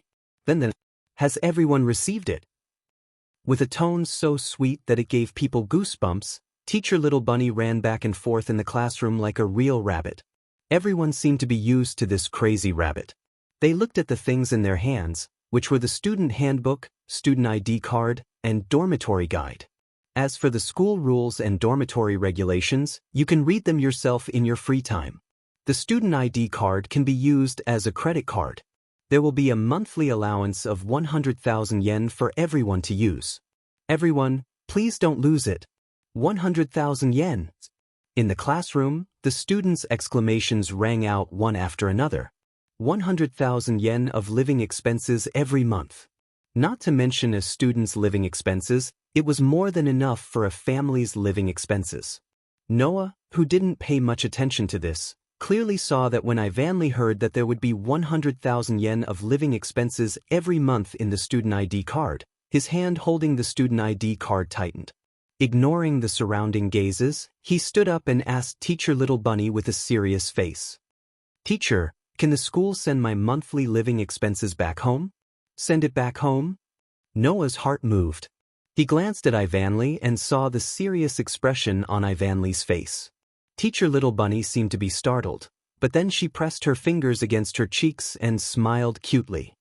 "This is a problem that the previous students haven't mentioned. You can apply to the school yourself. There shouldn't be any problem." The serious expression on Ivanli's face suddenly melted. He sat down with joy from the bottom of his heart. He held the student ID card and solemnly put it into his arms as if it was a treasure. "Then, please listen to me carefully." Teacher Suki clapped his hands and gathered the attention of all the students in the classroom. "In our academy, there is a so-called tripping double blade partnership system. That is a system where two people are paired up to carry out various types of training and development. Therefore, the academy has a requirement. Until the end of this week, everyone has to work hard to decide on an official partner.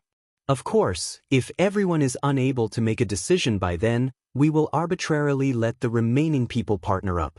At that time, you won't be able to make your own choice.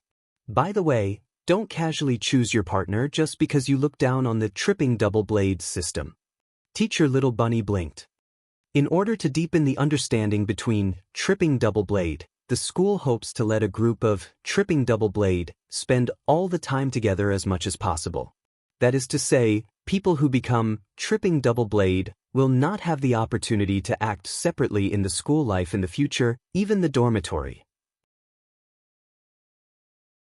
Hearing Teacher Little Bunny's words, in the classroom, many of the students who were still thinking that it was not essential suddenly became serious. This is a very serious matter. Ivanley also seemed to be seriously thinking about it. Even the dormitory is the same.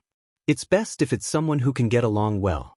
Otherwise, life here will really become very difficult. Noah, on the other hand, rubbed his temples in distress, feeling more or less put in a difficult position. It was not that Noah was dissatisfied with having to have a daily and non-daily partner, nor was it that Noah wanted to be a lone ranger. In fact, Noah was not without experience in this aspect. When he was a child, when he was still in Fairy Tale, Noah went on missions with Alusha, Mira, and Lise Anna more than once. In the world of The Black Bullet, the police also acted as partners in pairs. Although Noah had never seriously chosen a partner, in order to let the cursed child, in Fairy Tale, cooperate better with his partner in battle, this topic was added to the usual training by Noah. While teaching the children, he also learned a lot. Therefore, for the two of them to act as partners, Noah did not have any difficulties.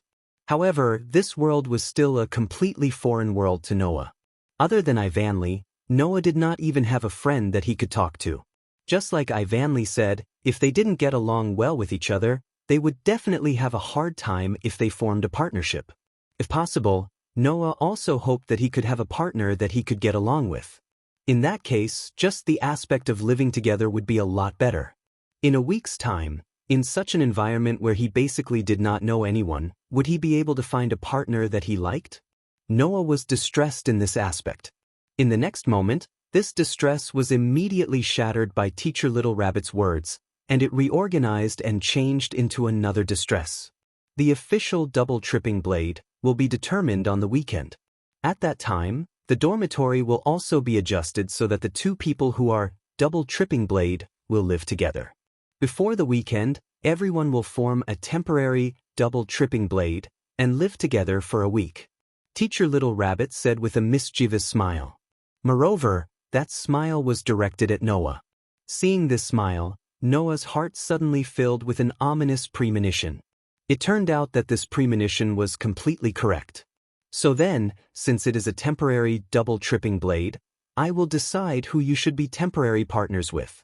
Teacher Little Rabbit jumped up and said such a sentence word by word. Until the official double tripping blade is decided, everyone will temporarily form a temporary double tripping blade with your desk mate.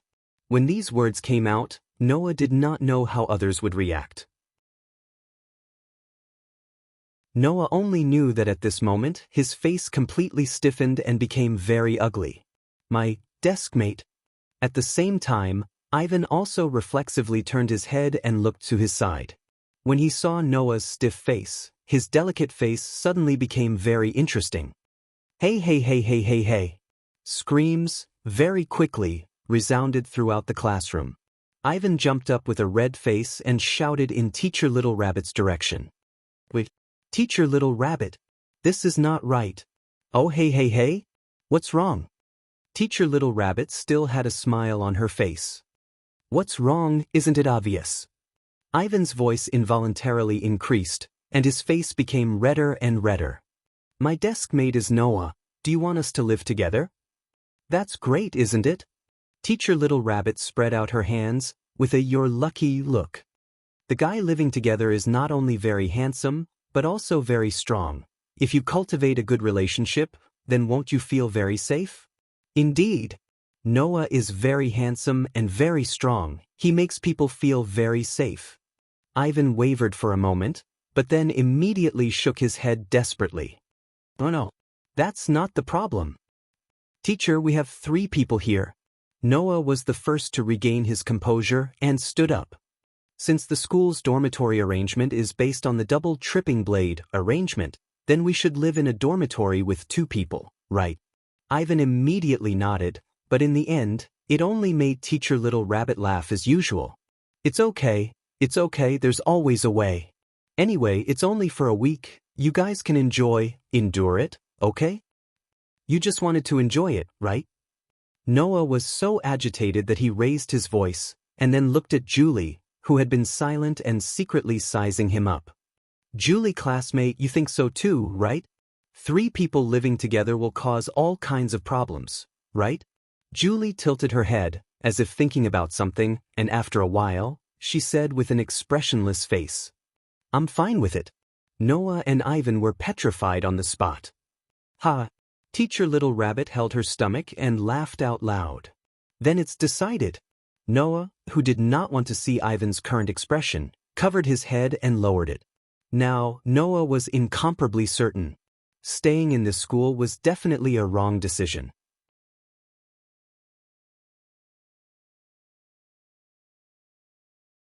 Chapter 194. Wow, Julie's skin is so white. Ivan's is also very white. It's much worse than Julie's. But Ivan's here is bigger than mine. Really? Don't touch. Listening to the unsettling sounds coming from the bathroom, Noah, who was sitting at the small round table, held a cup of tea with a bitter expression. Undoubtedly, it's a double room. Why did I have to squeeze in? What's going on with this school? At this time, Noah returned to the dormitory room assigned to him, Ivan, and Julie. It was already dark outside. The fluorescent lights in the dormitory released light, illuminating the room that was supposed to be 2 people, but now 3 people were squeezed in. The dormitory in the school was not bad. Not to mention the relatively large area, the room was not only equipped with a bathroom, a hot water cooker, a TV, and a small round table, but also standard dormitory beds. Without looking at the bunk beds, it was not a problem for 3 people to squeeze into such a room. But if there were 1 boy and 2 girls among the 3 people, it would be a big problem. Of course, this was not the most important thing. The most important thing was that except for Noah, the other 2 girls were not only extremely beautiful girls, but also, although one was shy, because of her cheerful and talkative personality, she quickly forgot to guard against him. The other one was even more exaggerated, she did not have the slightest intention of guarding against him. The evidence was that Noah was clearly in this room. In the bathroom, Ivanly and Julie were still having a great time. Their voices that made one think of fluttering in the wind were not suppressed at all. It was obvious that they either did not care about what they heard, or had completely forgotten that they were also here. How am I going to spend this week? Noah could only sigh. He began to divert his attention and began to immerse his mind in the information revealed by Teacher Little Rabbit during the day. Rank? Daybreak star pattern also has ranks. This was something that Noah only found out today.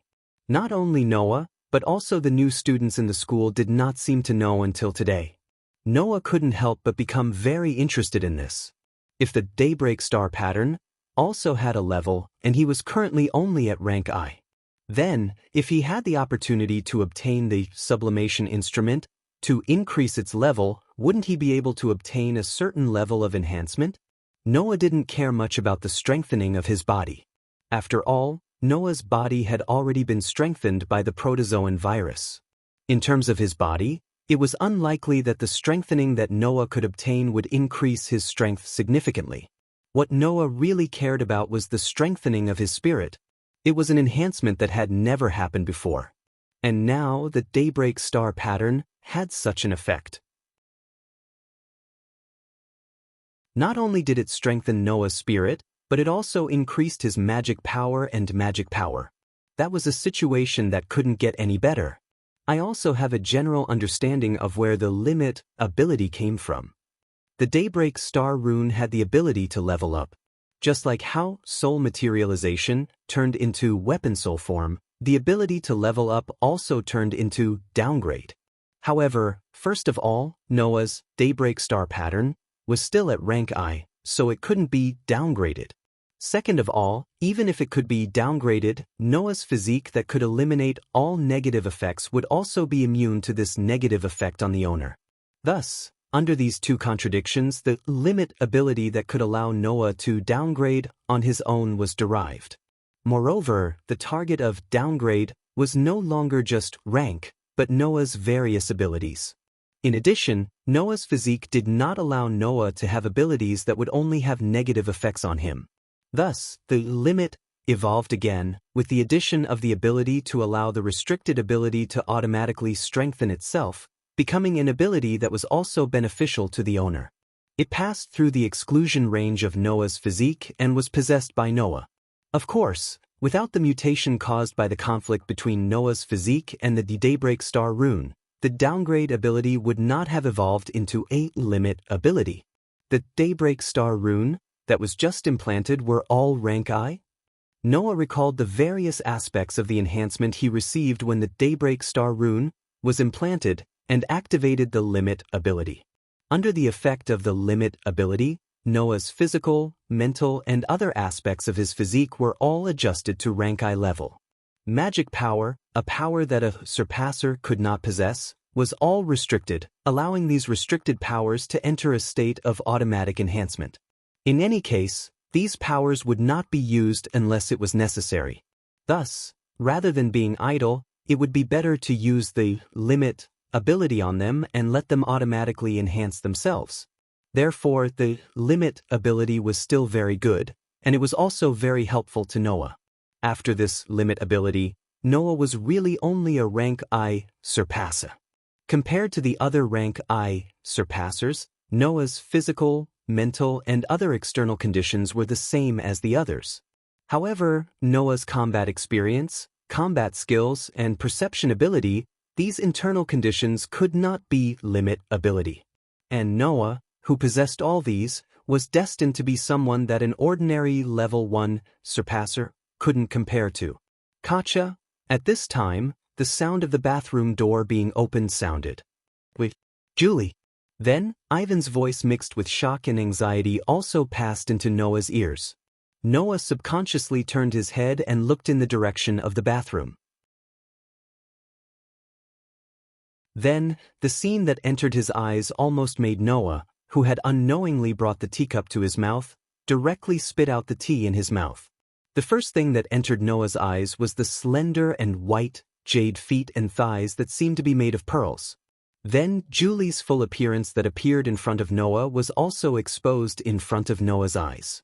Because she had just come out of the bath, Julie's thin clothes were tightly stuck to her skin, making her slender body's curves clearly visible. Even the buttons on her clothes were buttoned in the wrong place, causing Julie to reveal a lot of her white skin. And besides these, Julie's body did not have any other concealment. Julie was actually only wearing a shirt on her upper body, the rest of her body was not wearing anything. In this state, this beautiful girl who had caused the entire school's freshmen to exclaim in admiration appeared in front of Noah. How could Noah remain calm? Moreover, behind Julie's back, Ivan seemed to want to prevent Julie from appearing in front of Noah in this state. In the end, because he couldn't make it in time, he chased out of the bathroom with only a bath towel wrapped around his body. Looking at Julie's thin shirt, the skin of her thighs and shoulders were all exposed to the air, and Ivan wrapped in a bath towel, the appearance of his arms, thighs, and shoulders were even more thoroughly exposed. Noah's brain began to crash. Julie! Ivan glanced at Noah, whose brain had crashed, and pulled Julie with a red face. Idiot, idiot, idiot. How can you come out of the bathroom like this? Julie tilted her head with a puzzled face. Is there a problem with my pajamas? There is a big problem. Ivan pulled Julie as if to avoid Noah's sight, and hurriedly walked towards the bathroom. Quickly go back and change your clothes. Wait! Being suddenly pulled by Ivan, Julie suddenly lost her balance and fell to the ground. In a panic, Julie's hand unconsciously pulled forward and pulled the bath towel on Ivan's body. But the next second, Julie fell to the ground. A bath towel floated down and covered Julie's head. He paused. Ivan, as if frozen on the spot, was frozen on the spot, his eyes opened to the widest they had ever been. When Noah saw the large amount of white skin in front of his eyes, his heart stopped for a second or two. The whole world seemed to have lost the existence of sound at this moment. falling into an oppressive silence. After a long time, Noah stood up like a robot. His body was stiff as he walked past the fallen Julie and the petrified Ivan. He opened the door, walked out, and gently closed the door. Ah! Screams from inside the room resounded.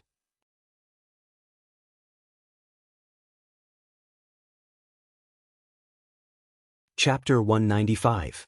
There was no distinction between men and women in the dormitory of Howling Academy. Whether it was the male dormitory or the female dormitory, although they were not close to each other, they were still in the same building. When entering through the dormitory door, the first place the students arrived at was the common lounge of the dormitory students. There, not only were there luxurious items such as televisions, tables, chairs, and even sofas, but there were also magazines, comics, and games on the bookshelves in the corner for entertainment. In addition, snacks and drinks were also self-service. It was not an exaggeration to say that this was a place for people to enjoy themselves. Studying in this school could exempt one from tuition, lodging, and food expenses. There was also a place for people to rest and play. If one could continue to study in this school, they would be able to survive without having to do any work. The treatment was extremely good. Not to mention, the school also provided 100,000 yen for the students' living expenses every month. Sigh. And under such extremely enjoyable treatment in the lounge, Noah sat on the sofa and sighed, and said such a sentence in despair. I might as well just sleep outside tonight. That wasn't impossible. After all, Noah had lived in almost all kinds of deep mountains and forests in order to practice crush. At that time, if Noah felt that he would stay in this place for a long time, he would build a wooden house or something, and if he did not stay for long, he would simply find a tree and sleep directly on it. In any case, he could not return to the dormitory now. Otherwise, not to mention how Ivanli would react, Noah would definitely not be able to look at Ivanli directly. Thinking of this, Noah's mind could not help but recall the scene of Ivanli's seductive naked body and a pair of full breasts. His heartbeat suddenly accelerated, and he quickly shook his head. No, I have to calm down first. Noah, who was full of distress, did not notice that at the entrance of the dormitory, two girls were coming in together from the outside. As soon as they entered the dormitory, one of the two girls inadvertently saw Noah sitting on the sofa and stopped. Little Ba, what happened to you? The other girl widened her big, watery eyes and looked at her companion strangely. Then, she followed her companion's line of sight and turned to look at Noah. Isn't that? The young girl called Little Ba nodded. After a moment of silence, she said, Yeah, I'll go over first. You can go back first if you want. As soon as she finished speaking, the girl named Ba didn't wait for the girl she called Ya to respond. She impatiently lifted her feet and walked towards Noah. Wait, Little Ba. The girl named Ya finally reacted and hurriedly followed him. Noah, who was agonizing over whether to go out for the night or to go back later, sensed a commotion not far away. He raised his head and looked ahead. He saw two young girls approaching him. They were two very unique young girls. The one walking in front of Noah was a young girl with long, flowing black hair. She didn't hide her destination at all. Rather than saying she was cute, she was more like a beautiful young girl. Not only did the young girl have a beautiful figure, she also exuded a mature and awe-inspiring aura. She gave people the feeling that although they were playmates of the same age, she was an adult. Coupled with her heroic figure, her presence was unusually strong. Walking behind the heroic young girl, who seemed to be chasing after the former in a panic, was an existence that contrasted sharply with the other girl.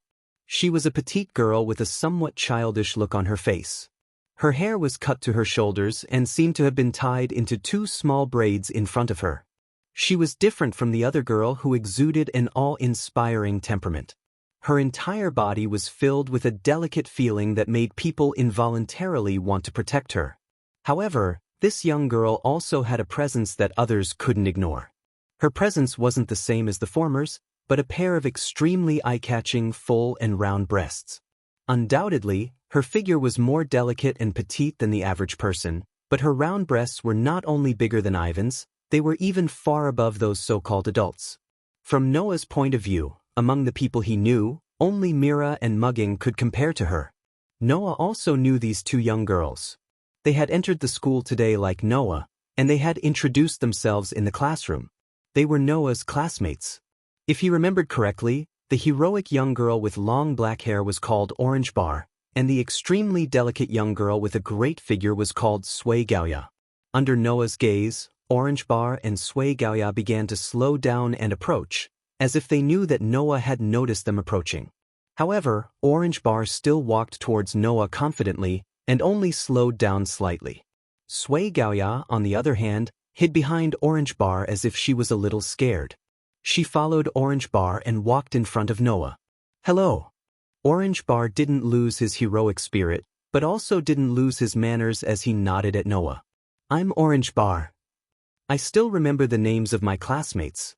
Noah scratched his cheek. "As for me, I don't think I need to introduce myself, right? Of course, even if I want to forget you, it should be very difficult." Orange Bar smiled bitterly and shook his head. "I'll call you Noah. Is that okay?" "Of course." Noah nodded, and then turned his gaze to Sui Gaoya, who was hiding behind Orange Bar. "You're Sui Gaoya, right?" Sui Gaoya seemed to be frightened. Her pretty face turned red, and her body shrank behind Orange Bar. Noah looked at Orange Bar with a puzzled expression. "I'm sorry, you only went to a girls' school before, so she's not good at dealing with boys." Orange Bar lowered his head and apologized to Noah. "Please don't mind. You're too polite." This time, it was Noah's turn to laugh bitterly. "No matter what, you should sit down first. It's better to talk this way, isn't it? Then we won't stand on ceremony." Orange Bar took Sui Gaoya's hand and sat down on the sofa opposite Noah. Putting Tachaba aside for the time being, when Sui Gaoya sat down, the pair of round breasts in front of her chest that had a strong sense of presence jiggled up and down uncontrollably, causing Noah to involuntarily glance over. After pausing for less than a second, he hurriedly shifted his gaze away and silently cursed himself. There was no helping it. Ivan's naked body was too stimulating, and it happened not long ago. It made Noah inexplicably pay attention to this aspect. At that moment, Noah deliberately coughed and asked suspiciously, "Is there something you need from me?" It should be considered a busybody. Orange Bar sized up Noah and said, "You seem to be very distressed just now. Is that because of your roommates?" "There's nothing to hide." Noah's face turned bitter, and he sighed again. "Or rather, it would be strange if you weren't distressed when two of your roommates are of the opposite sex, right?" That's true," Orange Bar said awkwardly and somewhat approvingly. "I just want to ask, is there anything I can help with?" "Help?" Noah said with a somewhat uncertain tone. "Do you want to help me? I'm indeed a bit of a busybody, right?" Orange Bar nodded heavily with a serious expression on his face. However, young men and women living in the same room is a bit worrying. "Worried?" Noah's face was suddenly filled with a strange expression, and he laughed awkwardly. "Although I can roughly guess what you're worried about, we just met today, and I don't ask you to believe me. However, if it was a man and a woman who were both alone, then it would be a different story. But there are two girls in my room, so it's impossible to make a move on two girls at the same time, right?" That's true." Orange Bar lowered his head with an embarrassed expression. Sui Gaoya couldn't help but laugh out loud. When she realized that Noah was looking at her, her pretty face turned completely red. She hid her face in Orange Bar's arms, and after a while, she secretly raised her head and quietly sized up Noah. Seeing Sui Gaoya's performance, Noah didn't know how to react. In the morning, Julie had been secretly observing him from the side, and now it was Sui Gaoya's turn? His school life was really tough.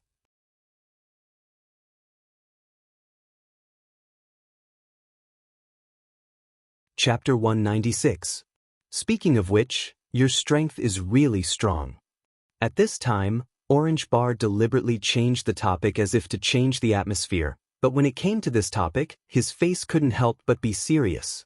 His eyes stared at Noah, and he said in amazement, "Teacher Bunny said that Daisuke-sensei is a level 3 surpasser, and he graduated from this school after 3 years of combat training.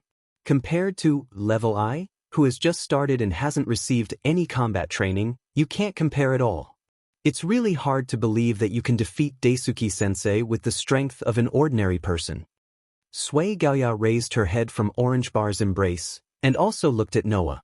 Her eyes were filled with amazement and envy. It was no wonder that Orange Bar and Sui Gaoya were so surprised. If they really knew how strong a surpasser was and how strong a level 3 was, then they wouldn't just be surprised, they would be in disbelief. The Daybreak Star Rune strengthened the body and spirit of a surpasser differently according to the level. Specifically speaking, the strengthening through the Daybreak Star Rune was actually something similar to multiplication. For example, a level I Daybreak Star Rune could strengthen a person's index by 10, a level 2 would strengthen a person by 20, and a level 3 would strengthen a person by 30. Assuming that a normal person's strength is 1, then when this person becomes a surpasser and enters level 1, after being strengthened by 10, this person's strength will manifest as 10.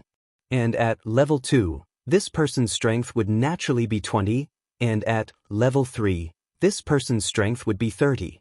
Noah's actions were equivalent to using the 1 of a normal person's strength to fight against a monster that had undergone many years of training. The monster's strength was definitely not just 1, but 4 or 5. The monster's strength had even reached 120 or 150 after being strengthened by the 30 of level 3. It was more than 100 times stronger than a normal person. After all, if a surpasser's body and mind were not trained to a certain level, it would be impossible for the Daybreak Star Rune to evolve successfully. Therefore, Daisuke, who has successfully promoted to level 3, his strength level is not only 1, but also 4 and 5. Under such circumstances, multiplied by level 3 by 30, wouldn't that be 120 and 150? To be able to defeat someone who was more than 100 times stronger than him in terms of strength, speed, agility, reflexes, and so on, was it not shocking enough? To be able to defeat such an opponent, your martial arts and combat experience have shocked me greatly. Orange Bar's eyes were filled with sincerity as he sighed. I have also practiced martial arts for many years. I thought that I would be considered quite strong among my peers, but compared to you, I am like a child. Noah, who originally had a nonchalant expression on his face, became slightly interested. Have you practiced martial arts as well? My family runs a dojo. Orange Bar nodded. The Orange School of 18 Arts that I belong to is a famous school that focuses on ancient martial arts and incorporates various other martial arts. Therefore, I can see how shocking the skills you used in the battle that day were. If possible, I really want to spar with you. Saying so, Orange Bar's face also showed an unconvinced expression. Obviously, he was not just saying it, he really wanted to do it. Little Bar? Sui Gaoya called out worriedly. On the other hand, Noah glanced at Orange Bar, whose face was full of unconvinced and awe-inspiring, with some surprise, and then suddenly smiled. This school is a school that cultivates combat skills. I believe that there will be plenty of opportunities to spar with classmates. That's true. Orange Bar was also eager to give it a try. That's really exciting. With amazing combat skills and combat experience, and being able to defeat level 3 at the level of an ordinary person, and now with level 1 enhancement, how strong is Noah? This was something that Orange Bar especially wanted to know. He believed that this was something that the others who knew about Noah's deeds also wanted to know. However, if these people knew of Noah's true strength after the limitation was lifted, what kind of reaction would they have? Thinking of this, Noah could not help but laugh. Although the Daybreak Star Rune's enhancement to the human body existed in the form of multiplication, Noah knew that there was a limit to it. Otherwise, how could Noah's body, which had been strengthened to a frightening degree by the level 1 virus, only grow by a negligible degree after being strengthened to 10 times by the level 1 virus? Therefore, once a surpasser trained their body and spirit to the extent that even the Daybreak Star Rune could not strengthen them, then the Daybreak Star rune would also be completely helpless, right? Of course, that was something that an ordinary person could not do. Noah could only be considered an anomaly. Next, Noah and Orange Bar began to discuss martial arts and combat. Sui Gaoya, who could only watch Noah and Orange Bar communicate, sat obediently at the side, secretly sizing up Noah's slightly determined face, her pair of watery eyes flashing slightly. Kacha! Gently opening the door, Noah poked his head in from outside and looked into the room. About an hour had passed since the lights out time, so there was naturally no light in the room, but only a dim light. Noah listened carefully for a while, until he heard breathing sounds coming from inside the room. Only then did he breathe a sigh of relief. He tiptoed into the room and very carefully closed the door. His actions were like that of a thief, making Noah feel a headache. Going back to my own room like a thief, what the hell is this? With this kind of thoughts that could easily make people feel helpless, Noah walked into the room and looked at the direction of the bed. At this time, the two girls who were Noah's roommates were already deeply asleep on the bottom bunk of the bed that was divided into two bunks. Julie was still wearing the white shirt, her white thighs were directly exposed to the air, her body was on the side, and she slept very soundly. Beside Julie, Ivanli was wearing a set of pajamas with floral patterns. The style of the pajamas was a combination of very ordinary clothes and pants. Who knows if it was because he considered that there was a girl in his roommate, so he chose such a conservative style. He hugged Julie and let out rhythmic breathing sounds. Looking at the sleeping faces of Ivanli and Julie, Noah couldn't help but smile, and took off his uniform jacket. Just when Noah wanted to climb to the top bunk to sleep, a cold voice echoed in the extremely silent room. "Don't you plan to say something?" Noah's movement froze. On the bottom bunk, Ivanli, who was hugging Julie, stared at Noah with a pair of gem-like eyes. Although her face was a little red, there was no shyness in her eyes, only anger. "I thought you were going to sleep somewhere else tonight." Noah laughed dryly, then immediately sighed as if he gave up, and his body relaxed. "If apologizing can solve the problem, I don't mind doing it. I didn't ask you to apologize." Ivanli also sighed, half squinted at Noah, and her tone was more or less filled with dissatisfaction. "That's not your fault, don't worry, I won't blame you, but..." Ivanli's pretty face was a little redder, and she stuttered. "No matter what you saw, you have to forget it." "Forget? If I can forget, why would I be so worried?" Noah could only yell this in his mind, and made a gesture of surrender. "I should be the one saying this. If Ivanli can forget what happened today and get along with me like before, I will be very grateful." "That's good." Ivanli turned her head and hugged Julie. "Good night." Seeing that Ivanli didn't bother him anymore, Noah admired Ivanli's generosity, and at the same time he spoke softly. "Good night." Not long after, Ivanli once again breathed rhythmically. Looking at the sleeping Ivanli and Julie, who were as cute as a doll, Noah smiled after a while. "I wish you all sweet dreams."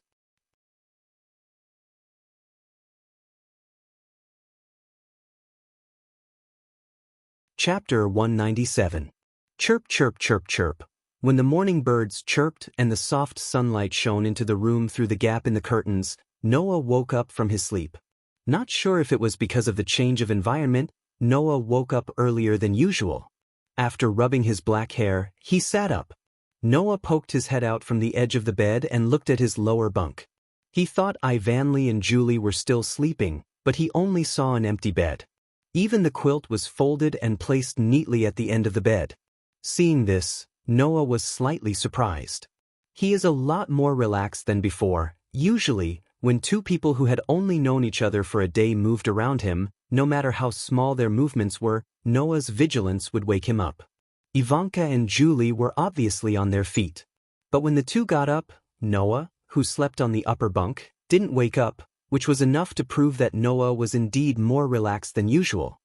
"It seems that the way Ivanli and Julie slept last night made me relax a lot." Noah scratched his cheek and didn't care about this anymore. After all, no matter how relaxed his vigilance was, once someone approached Noah with hostility, malice, or even murderous intent and attacked Noah, Noah would still wake up. Therefore, vigilance in this regard was not necessary for Noah. Instead, it would make Noah less likely to be woken up and have a good night's sleep. Immediately, Noah stretched and got out of bed. In order to prevent any trouble, Noah, Ivanli, and Julie had already stipulated that if they wanted to change clothes, they could only change in the locker room.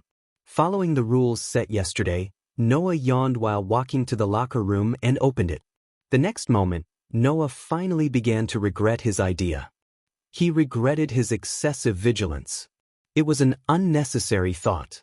Otherwise, with Noah's perception ability, he would definitely be able to detect a presence in the locker room at this time. Therefore, while yawning and regretting in his heart, Noah's face began to tremble. In the locker room, the person who came before Noah maintained the appearance of taking off the shirt she was wearing just now. She slightly widened her deep ruby eyes and stared straight at Noah without saying anything. Noah could clearly see that on the petite body, except for the lower half of the body, there was nothing else. Fortunately, the silver hair spread behind the person, covering the entire back of the person. The shirt that the person had just taken off was also in the hands of the person, covering the front of the person's body, which just happened to cover the person's private important parts. Therefore, Noah was still in the area, not as dangerous as when he saw Ivanli's naked body last night. At the next moment, the other party's flat voice sounded. But at that moment, Noah heard an indifferent voice. "Good morning." Noah reacted, showing a forced smile that couldn't be more forced. "Good morning." Julie was still expressionless as she spoke. "Noah also needs to change clothes?" "Yes." Noah was almost reflexively answering Julie's question. "Then can you wait outside for a while?" Not knowing if it was Noah's illusion, even Julie's expressionless face had a little bit of redness at this moment. "If I change clothes in front of Noah, I will be very embarrassed." Noah, who was in a state of shutdown, finally woke up. After bitterly laughing twice, he slowly closed the door.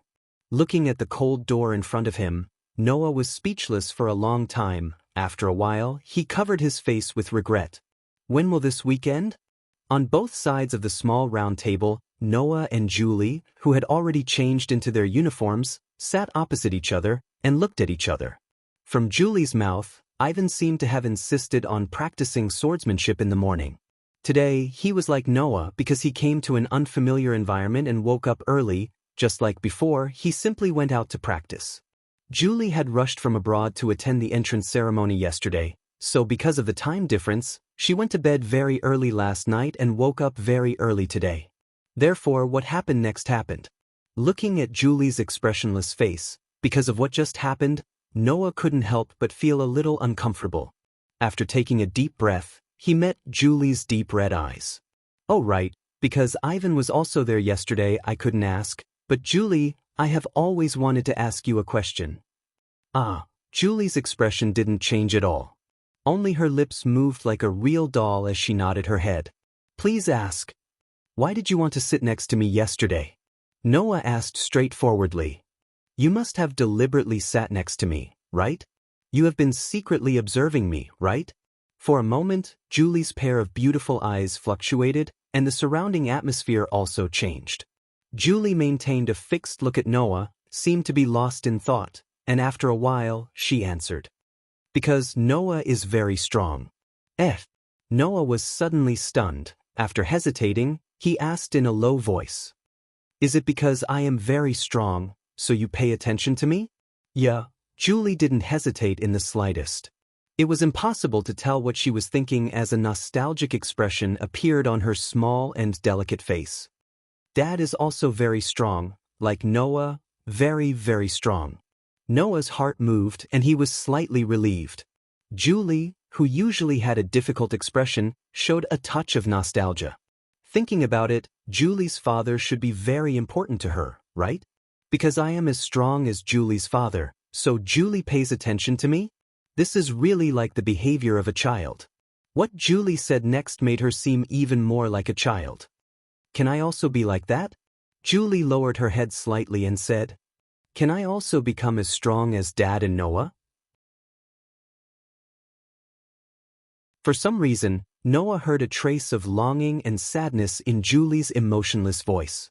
This made the expression on Noah's face gradually become serious. Looking at Julie, who lowered her head, he couldn't help but reach out and touch her head. Ding-ling.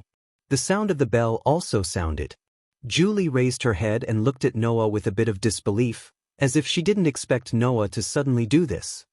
A strong sense of longing can make people stronger. In front of Julie, Noah said with a smile. If Julie has such a strong sense of longing, then she can definitely become stronger. Julie's eyes rippled, and on her head, a silver ahog swayed like a tail. After a long time, Julie spat out a word. Yo, Haolang Academy, first grade classroom, good morning. Good morning. While saying good morning to each other, Noah and Julie walked into the classroom together. Under the gaze of everyone around them, they walked to their seats. Noah. Julie. There, Ivan was sitting in his seat and waving in the direction of Noah and Julie. There were also some students around him, and they seemed to have been talking until just now.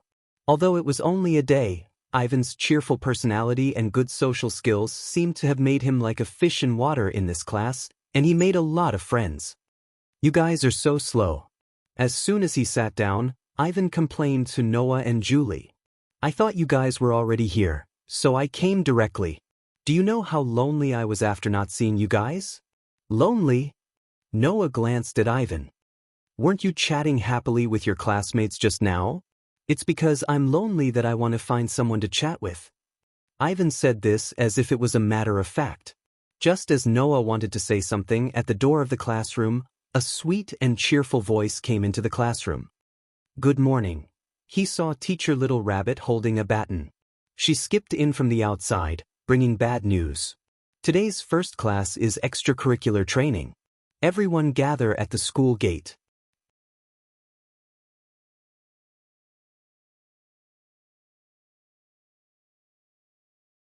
Chapter 198. Here, everyone, gather around Teacher Little Rabbit. In front of the school gate, Teacher Little Rabbit, who was still in her maid outfit with a pair of rabbit ears, waved her hands in an extremely exaggerated manner, as if she was afraid that others wouldn't see her. Those who didn't know would think that she was standing at the edge of a cliff, waving her arms with all her might as if she was about to fall. It was very comical. However, with such a conspicuous target, the group of students didn't have to worry about not being able to find a place to gather. One by one, they ran over from not far away and lined up in front of Teacher Little Rabbit. At this time, whether male or female, all of them had changed into gym clothes that were convenient for exercise. Noah, who was standing at the edge of the team, was frowning because of his gymnastics attire. When he sensed the curious gazes from all directions from time to time, he couldn't help but hold his left hand with his right hand and hide his left hand behind his back. It couldn't be helped. Noah's left hand was very eye-catching. It wasn't a big deal, but Noah's entire left hand, starting from his shoulder, to his wrist, and even the back of his hand, was tightly wrapped in white bandages. Seeing Noah's left hand wrapped in white bandages, which couldn't be hidden because he was wearing a short-sleeved gymnastic suit, the surrounding students cast curious glances at Noah's hand. What happened to your hand? Standing beside Noah, Ivan also sized up Noah's bandaged left hand and asked, Did you get hurt? Standing on the other side of Noah, Julie also cast a concerned gaze. A pair of deep red eyes stared straight at Noah.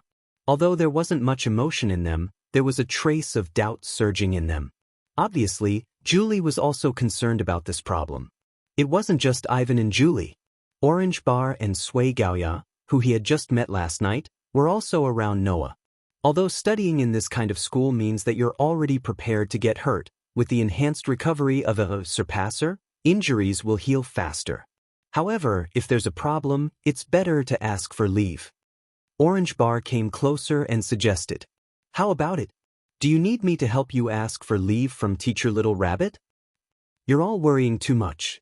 Noah helplessly shook his head. He didn't hide it anymore and directly raised his hand that was wrapped in bandages from the cuffs to the back of his left hand with a nostalgic smile. This is an injury from a long time ago.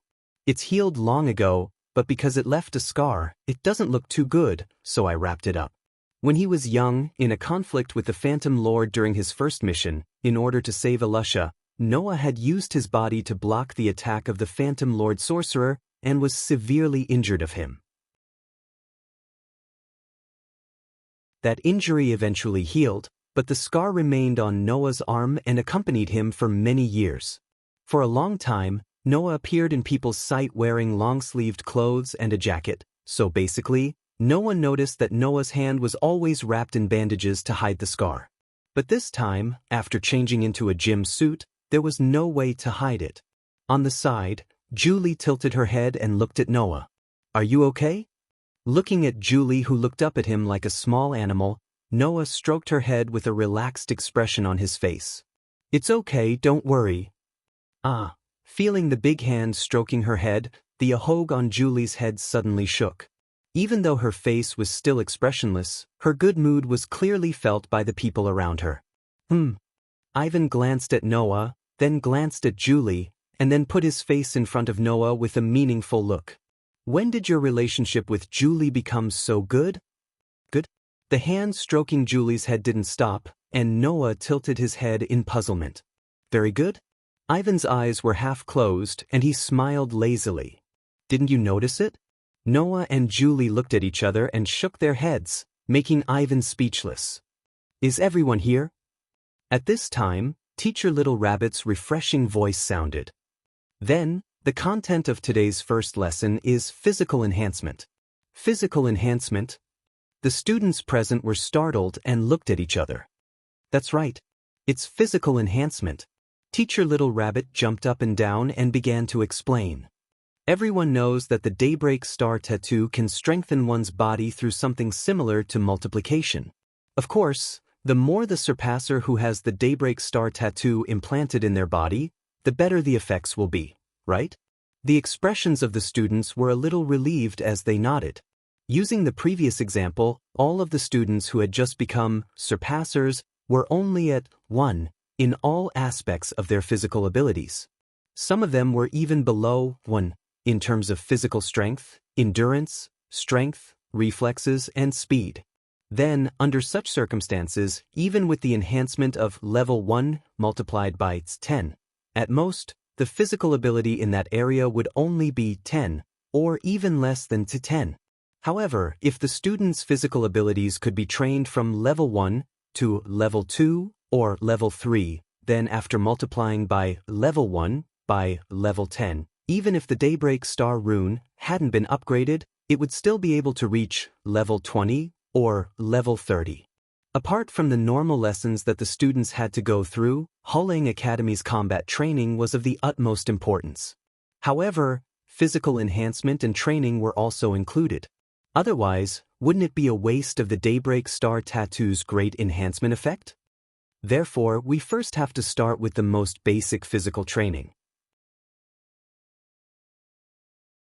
After that, we will continue to train everyone's strength, speed, agility, reflexes, and even the body's ability to resist attacks. Of course, there is also our most important combat training course. Teacher Little Rabbit nodded with a face full of joy. So, what we need to do today is the most basic physical enhancement, which is running. When they heard the word running, many of the students showed blatant rejection. However, if they wanted to increase their physical strength, the simplest, most direct, and most effective method was undoubtedly running. Noah, who had gone through many years of training his physical abilities, could attest to this point. Therefore, Noah was concerned about another aspect. It's just running? As soon as he spoke, Noah gathered the attention of all the students around him. Oh, as expected of an exception. You asked so directly, but it's good to ask. Teacher Little Rabbit giggled and pointed the baton in her hand at Noah, throwing a flirtatious glance. No matter what, the academy was built to train your combat skills. It's the same even if it's just running. Therefore, there are special rules here. After saying this, Teacher Little Rabbit opened her hand as if to say, "Long live," and pulled open a piece of cloth that had been in her hand at some unknown time. There was only one word written on the cloth. Running? That's right. It's running.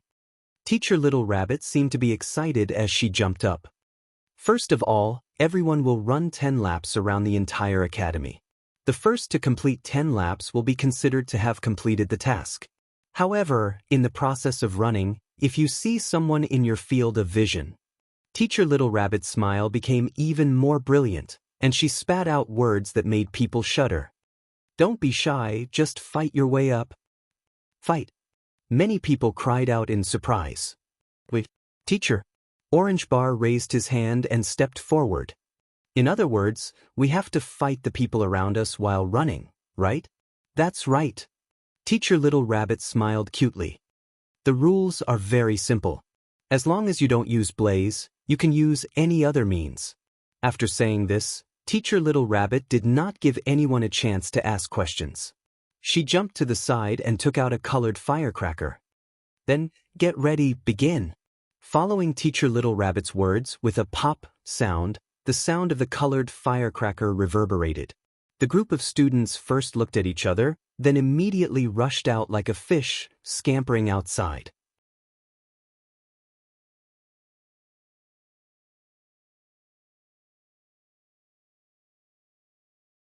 Chapter 199. Iowa Dash. Hearing the cold shouts and loud shouts of the students fighting behind him, Noah, who was running alone in a forest path, looked around and couldn't help but feel speechless. Now, there wasn't even a single person beside Noah. Because, as soon as he started running, before Noah could run too far, the students who ran out of the school gate with Noah immediately scurried away as if they had met the god of plague. Not long after, they all ran away without a trace. Obviously, no matter what, Noah's classmates were not willing to appear in Noah's field of vision and become Noah's opponents. After all, even the level 3 school teacher wasn't a match for Noah, who only displayed the strength of an ordinary person. These were only level 1 students who had just started training. How could they want to fight with Noah? With this mentality, as soon as they started running, the people around Noah all ran away without a trace. Of course, it wasn't that all the students didn't want to fight with Noah. No matter what, these students were still young and vigorous boys and girls. There were also some who weren't convinced by Noah, or who wanted to prove their strength by defeating Noah. In the end, the dream was beautiful, but the reality was cruel. How could these children, who were just ordinary middle school students before the Daybreak Star Rune, be a match for Noah? As a result, the students who rushed towards Noah in a burst of "Hiya," filled with vigor, were all kicked away by Noah in the next second in a burst of "Wawa," even louder screams. With the strengthening of the Daybreak Star Rune, presumably, Noah's kick would at most make these students feel a bit of pain and wouldn't cause them any injuries. Noah knew that in his class, there were people like Ivanley who had experience in learning swordsmanship and other martial arts. There were even people like Orange Bar who belonged to a certain school of martial arts. In the future, these people would become the leaders of this batch of surpassers. These people would definitely be like Orange Bar, challenging Noah because of his outstanding battle prowess and skills. They would attempt to continuously improve themselves by challenging the strong. Therefore, Noah was always prepared to deal with the sudden appearance of these people. Noah guessed that these students weren't like the students who didn't dare to challenge Noah. They were afraid of appearing in Noah's field of vision, and they were also afraid that Noah would catch up to them and attack them if they ran in front. Therefore, they deliberately fell behind and ran at the back. They must have deliberately sped up and ran to the front, preparing to use the advantageous terrain to launch an attack on Noah. The school was surrounded by sand dunes, mud fields, and wild forests. Different combat styles would also be affected by the terrain. When Noah ran to the terrain that others were good at, he should be able to meet the real challengers, right? Rustle, rustle. Just as Noah was thinking about this, the trees that were used to optimize the scenery suddenly shook and made a sound. Noah stopped in his tracks. Almost at the same time, a figure rushed out from behind the shaking trees, like a wild wolf pouncing on its prey. With the sound of the wind, he swung his fist and hammered Noah's body, landing on Noah's body. However, before the attacker could rejoice, his opponent's entire body directly passed through Noah's figure, and the punch landed on empty air. It's actually an afterimage. The attacker's face changed. However, in the next moment, with a puss sound, the attacker felt that his foot was tightly grabbed by a strong palm before it could land on the ground. Oh no. Sensing the danger, the attacker immediately wanted to twist his body and break free from the hand that was grabbing his foot. Too slow. Unfortunately, Noah didn't give the attacker a chance to react. With a strong pull, he pulled the attacker in front of him, clenched his fist, and raised it above his head. Hiya hiya.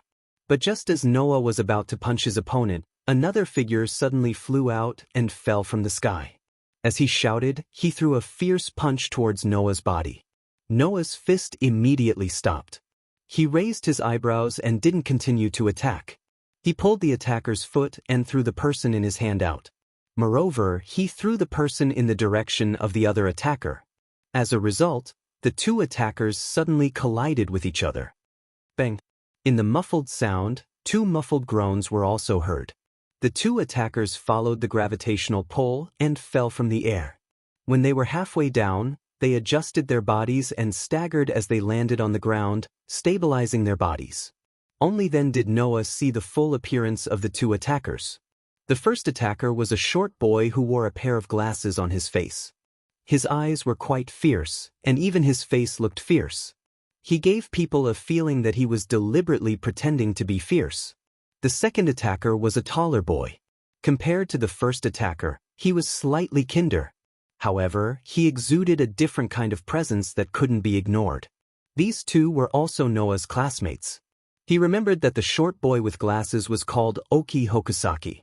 The other boy looked quite inconspicuous, but he exuded a presence that couldn't be ignored. If Noah remembered correctly, his name seemed to be Jushu Totaru.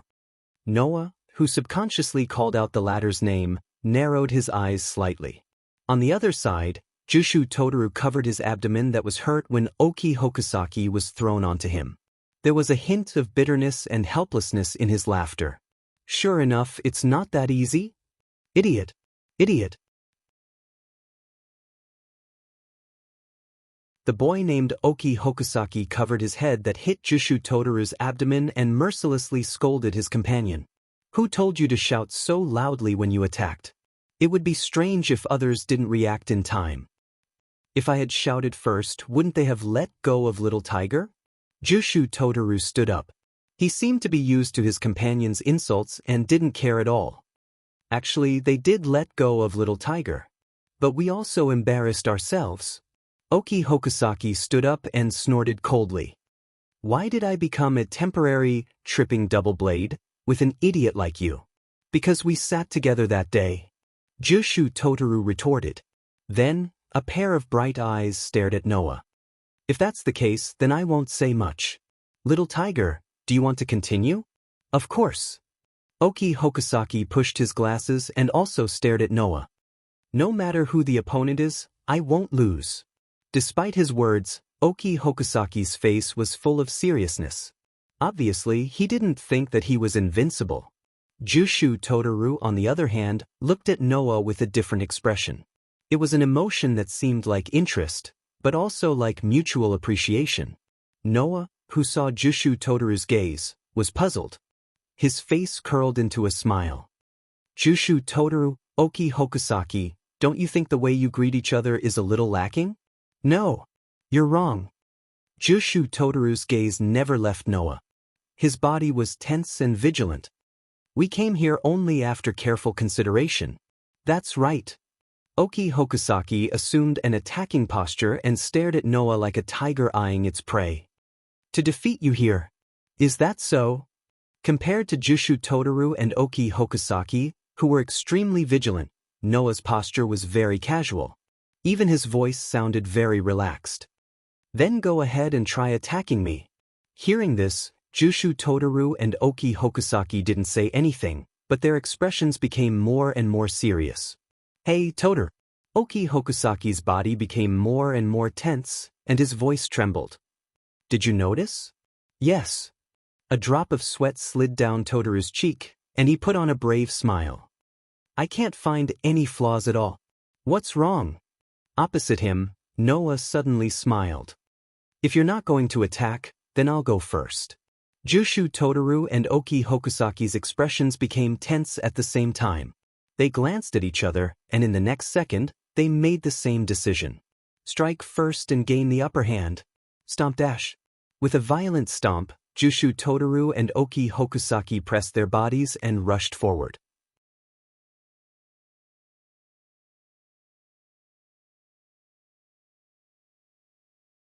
Chapter 200. Ha! As the two voices overlapped, two figures threw themselves at Noah like a gust of wind. Noah's body didn't move at all. The wind blew on his face and his bangs swayed, revealing his deep and bright dark eyes. Bang! As soon as he shouted, a gust of wind rose. Ninefold Toru and Yuta Tokusaki, who were charging at Noah with a ferocious momentum, suddenly stomped on the ground. One dodged to the left, the other dodged to the right, and the other rushed to the left. Then, they turned in a half-arc and attacked Noah's side. Noah's eyes flashed. In the next moment, his body took a big step back without warning. Whoosh! Just as Noah's body took a step back, a palm wrapped in strong wind brushed past him and fell on his previous position. Ha! From the cold roar, Noah recognized Kukui's voice. In the next moment, Kukui, who had just hit Noah with his palm, arrived in front of Noah. He quickly took two strange steps and his body turned into a gust of wind, rushing towards Noah again. Duh! Facing Oki, who was pouncing on him, Noah merely smiled. As his feet landed on the ground, a crisp sound rang out from the soles of his feet. With a push, Noah's body was directly pushed out, dodging Oki, who was pouncing on him like a Real tiger. Don't forget about me. Just as Noah's body steadied, a loud roar came from behind him. With the sound of wind, it rushed towards Noah's direction. Noah's expression didn't change. His right foot touched the ground lightly again and his toes quickly slid along the road. He narrowly dodged the punch coming from behind. The attacker was Ninefold Toyu.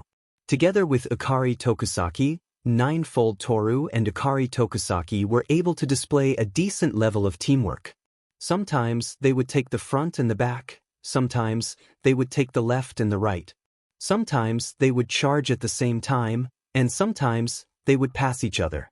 Looking at the tacit cooperation between Kuju Turyu and Ue Hokusaki, these two were obviously not like Noah, Ivanli, and Julie. They only met yesterday when they entered the school. Therefore, Noah felt that Ninefold Toyu and Kukui must have known each other for a long time before they entered the school. Moreover, they were obviously trained together and even had the same style. Then, there was only one answer. Not only did Ninefold Toyu and Kukui know each other before they entered the school, but it was very likely that they practiced martial arts together. In this way, the problem of Ninefold Toyu and Kukui having the same style and skill was solved. If it was someone else, even if they could deal with the pincer attack of these two people, it would be extremely difficult. Unfortunately, Ninefold Toyu and Kukui's opponent was Noah. Even if Noah, Kyuhei Totoru, and Kukui Totoru all had the same degree of body strengthening, and Noah deliberately used his ability to limit all aspects of his strength to the level of an ordinary level I, his combat experience and combat skills were not something that Kyuhei Totoru and Kukui Totoru could compare to. What's more, Noah's sensing ability had covered almost all the surrounding areas. As long as there was even the slightest movement, Noah would be able to detect it. Therefore, even if Ninefold Toyu and Kukui's coordinated attacks were fierce and had the effect of confusing the opponent, it was still ineffective under Noah's inhuman sensing ability. In other words, Ninefold Toyu and Kukui's every move was clearly projected in Noah's mind. In this case, if they wanted to hit Noah, even a level 3 graduate who had trained in this school for 3 years could not do it. Even if Ninefold Toyu and Kukui were martial artists, they were still only level I. Want to hit Noah? Easier said than done. This guy is really strong. After several consecutive coordinated attacks, Noah managed to escape danger by a hair's breadth. Ninefold Toyu's face gradually became dignified. He clenched his teeth and his speed increased a lot. With a shio sound, he turned into an afterimage and shot straight at Noah. Who? However, Noah once again dodged ninefold to use attack with a strange arc that ordinary people would not be able to predict. Here, Kukui also overdrew his physical strength to increase his speed. He lowered his body and suddenly pounced. In the end, he still pounced on empty air. On the forest road that was full of trees, the confrontation was getting more and more intense. Ninefold Tuyu and Kukui's speed had increased to the point that every time they moved, there would be a gust of wind. People with poor eyesight would not be able to follow their movements. However, even so, the young man in the gymnastic suit still had a calm smile in his eyes. Occasionally, he would take a step forward, move back, tilt to the side, and rotate. Every time he moved, he would be able to dodge the attacks of the ninefold Toru and Tokusaki Kue. Over time, Kujutyu and Yuji Hokusaki discovered a fact with some fear. From the beginning of the confrontation to now, Noah had not moved more than 1 meter from his original position. "You bastard!" Suddenly, Kukui's face turned blue. With a bang, he fiercely stomped on the ground, causing a cloud of dust to rise. Like a whirlwind, he glided around Noah in an arc like lightning and rushed toward Noah, who was in the center. If one were to look down from above, it would seem like Kue Tokusaki was sprinting in a circle with Noah as the center. The speed of his sprint brought up a cloud of smoke and dust, like volcanic ash erupting from an erupting volcano, surrounding Noah in the middle. As for Kukui himself, when the dust was enough to cover Noah's entire field of vision, he swooped down, clenched his hand into a fist, and punched the black shadow in the center, which was covered by the dust. "You actually came up with such a trick. You're quite capable." Noah's surprised voice reverberated in the cloud of dust and entered Akui Tokusaki's ears. "Unfortunately, it doesn't work on me." After saying that, Kukui, who was rushing toward the black shadow in the center, intended to give his opponent a full blow, saw it. "Poochie!" As if something was broken, in a tearing sound, a hand flashed out from the black shadow covered by the dust like a ghost and turned into a palm. It brushed past Kukui's fist and gently pressed on Kukui's chest like a leaf floating slowly. Dong! Undoubtedly, the palm seemed to be very light, but the moment it fell on Kukui's body, a dull explosion was heard, as if it came from Kukui's body. Guha! At the same time, Kukui felt an indescribable force hit his chest, causing him to groan. His body flew backward as if he had been hit by a truck. However, Kukui, who was hit by Noah, showed a triumphant smile. Whoosh! Immediately, another figure appeared from the opposite direction. It seemed that it had discussed with Kukui, who had just been sent flying out of the smoke, and it went into the smoke. In a flash, it appeared in front of Noah. "It's over!" In a violent roar, ninefold Toru raised his head, revealing a determined face. Like a longbow that had been pulled to its limit, he pulled a fist behind his back. Then, a scene that surprised Noah appeared. Buzz! He pulled the 9-layer penetrations behind him like a bow that was pulled to its limit. Specks of light flickered around his fist and converged on the 9-layer penetrations. Finally, they condensed into a golden vortex. Hiya! In an instant, ninefold Torrent let out a loud roar. His fist, which was condensed with a golden vortex, was like a shooting star that disappeared in a flash. Amidst a dull explosion, it landed heavily on Noah's body, who had a surprised expression on his face. In the area shrouded in smoke and dust, a brilliant golden light flashed. Bang! Amidst the sound of the explosion, a storm-like impact wind swept out from the smoke and dust, blowing away all the smoke and dust that shrouded the area. However, it brought along an even denser and more violent smoke and dust, which mixed with the randomly spreading airflow, blew in all directions. Dong! The ground suddenly shook, as if it had been hit by a meteorite. Gravel flew into the sky.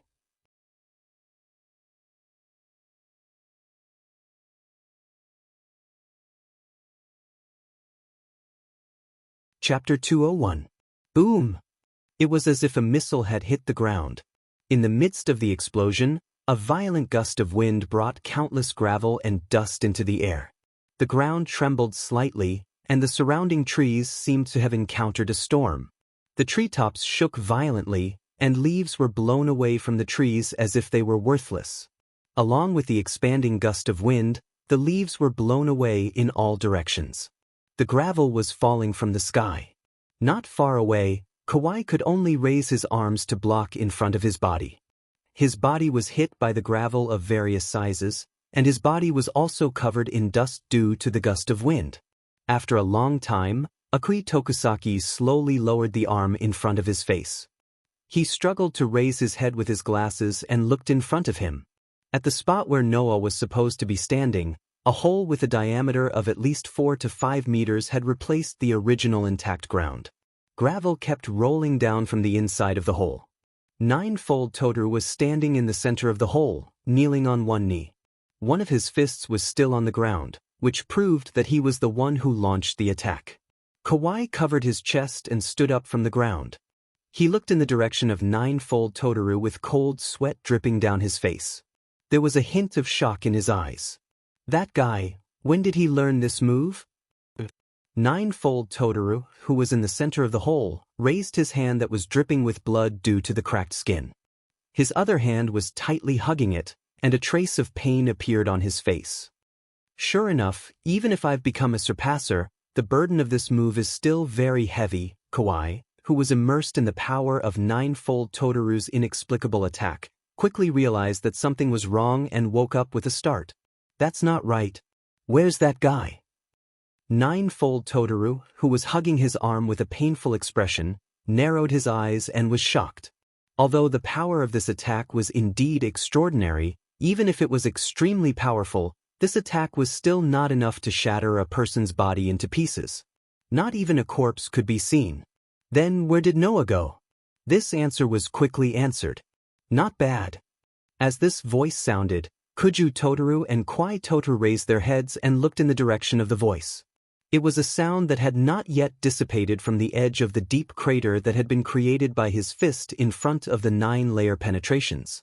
Not long after, the smoke and dust slowly dissipated.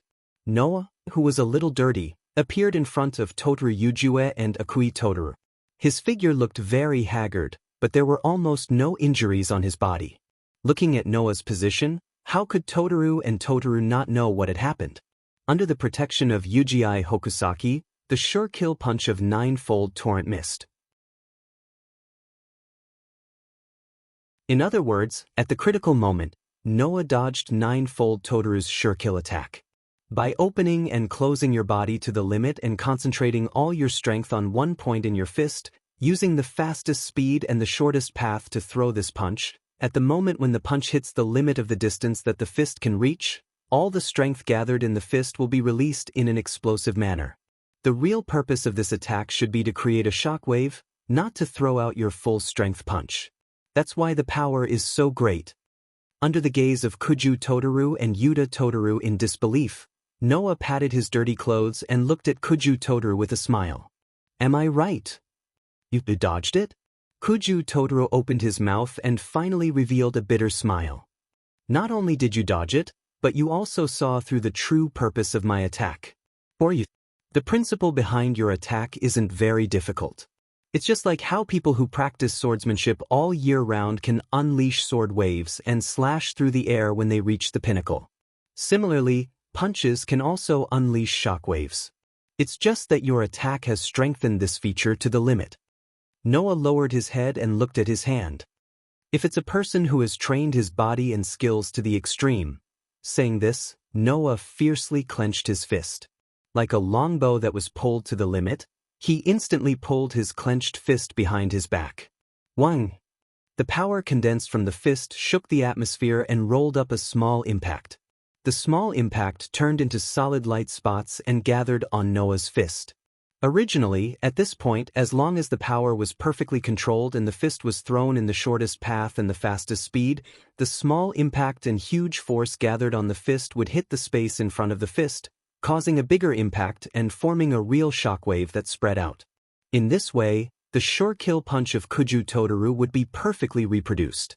Unfortunately, Noah could not reproduce the sure kill punch of Kuju Totoro. Bang!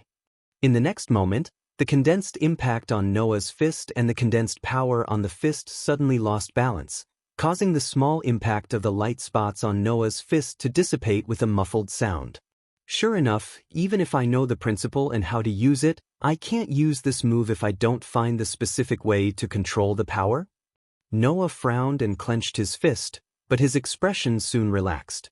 It seems that I still need to practice for a period of time before I can use this move. Noah, who was saying this, did not see that the expression of Kuju Totaru had changed from disbelief to disbelief, and was quickly replaced by complete shock.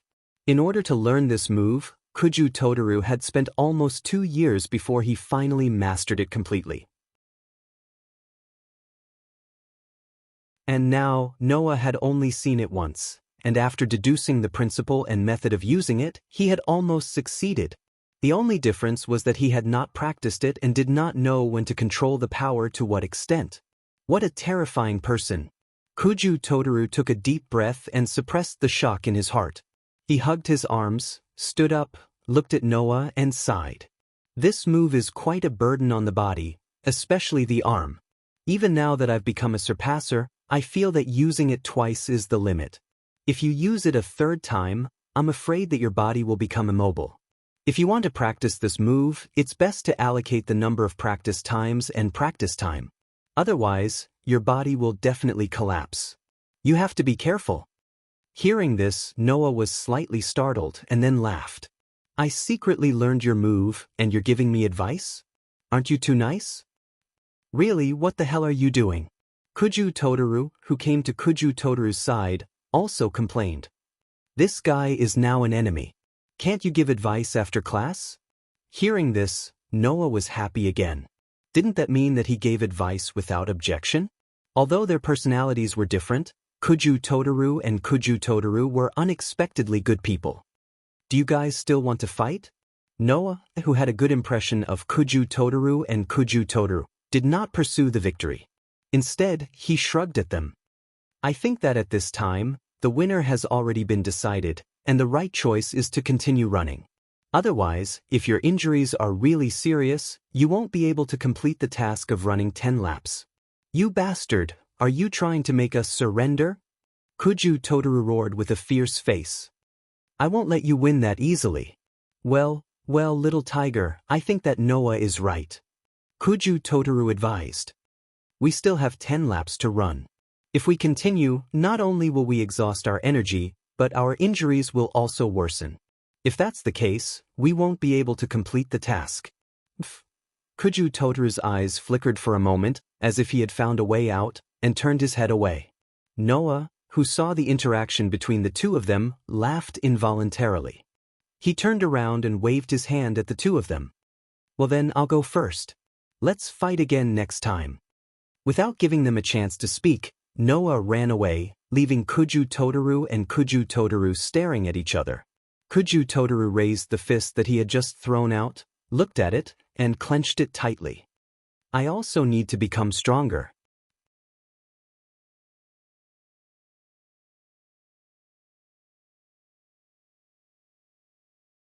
Chapter 202. Amidst the panting, students arrived at the school gate one after another, wearing tattered or dirty gym clothes.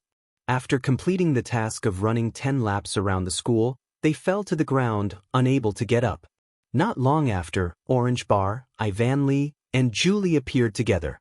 As they ran towards the school gate, they panted heavily. When they reached the finish line, they crouched down and pressed their hands on their knees. Their faces were pale as they panted. 1 lap around the school was about 4 kilometers long. 10 laps would be 40 kilometers. If it wasn't for the strengthening effect of the Daybreak Star rune, with a girl's physical strength, she would have probably fainted long ago. On the other hand, Orange Bar, Ivanli, and Julie were still able to hold on without collapsing. Compared to the boys around them who had collapsed, they were in a much better state. Just as Orange Bar, Ivanli, and Julie were about to catch their breaths, a can of beverage appeared in front of Ivanli and Julie at the same time and entered their eyes. Thank you for your hard work, Ivanli, Julie. Noah placed the drinks in front of the two girls and opened the bottle. He tried his best to soften his tone as he spoke slowly. Come on, drink them. Noah? Ivan only had time to confirm who it was before his hand involuntarily reached for the drink in front of him and drank it. "Thank you very much." Julie's little face was flushed from the strenuous exercise. While the bell on her head was ringing, she first thanked Noah, then took the drink and drank it sip by sip. "Orange, this is yours." After Ivan and Julie finished their drinks, Noah handed another can to Orange Bar. "You should drink it too." "Thank you." Orange Bar was startled. He didn't expect himself to have one. After he recovered, he smiled gratefully and took the drink. The three girls drank their drinks hurriedly. Their gym clothes were soaked in sweat and stuck tightly to their bodies. Each of them had their own merits. After a while, Ivanly breathed out heavily without caring about his image. "I'm finally alive. I thought I was dead for sure." Hey, are you okay?" Noah shook his head with a smile. "Pull yourself together. There are still 3 years to go. If you're like this on the first day, how are you going to survive the rest?" Speaking of this, Noah looked at Julie, who was still slightly out of breath. "By the way, how did the 3 of you end up together? If they saw others while running, they could attack them." This was an additional rule for this long-distance race. However, Orange Bar, Ivan, and Julie ran back to the finish line together. Clearly, although they had met each other, they did not fight. "This was Ivanly's idea," Julie answered honestly. "The 3 of us formed an alliance to deal with others and complete the 10 laps mission. After all, us girls are different from you guys." In terms of pure physical strength, we're definitely weaker. Orange Bar nodded in response to Noah's question. "So, in order to avoid wasting unnecessary energy and time, we ran back together when we met Ivanly and Julie." Noah was relieved.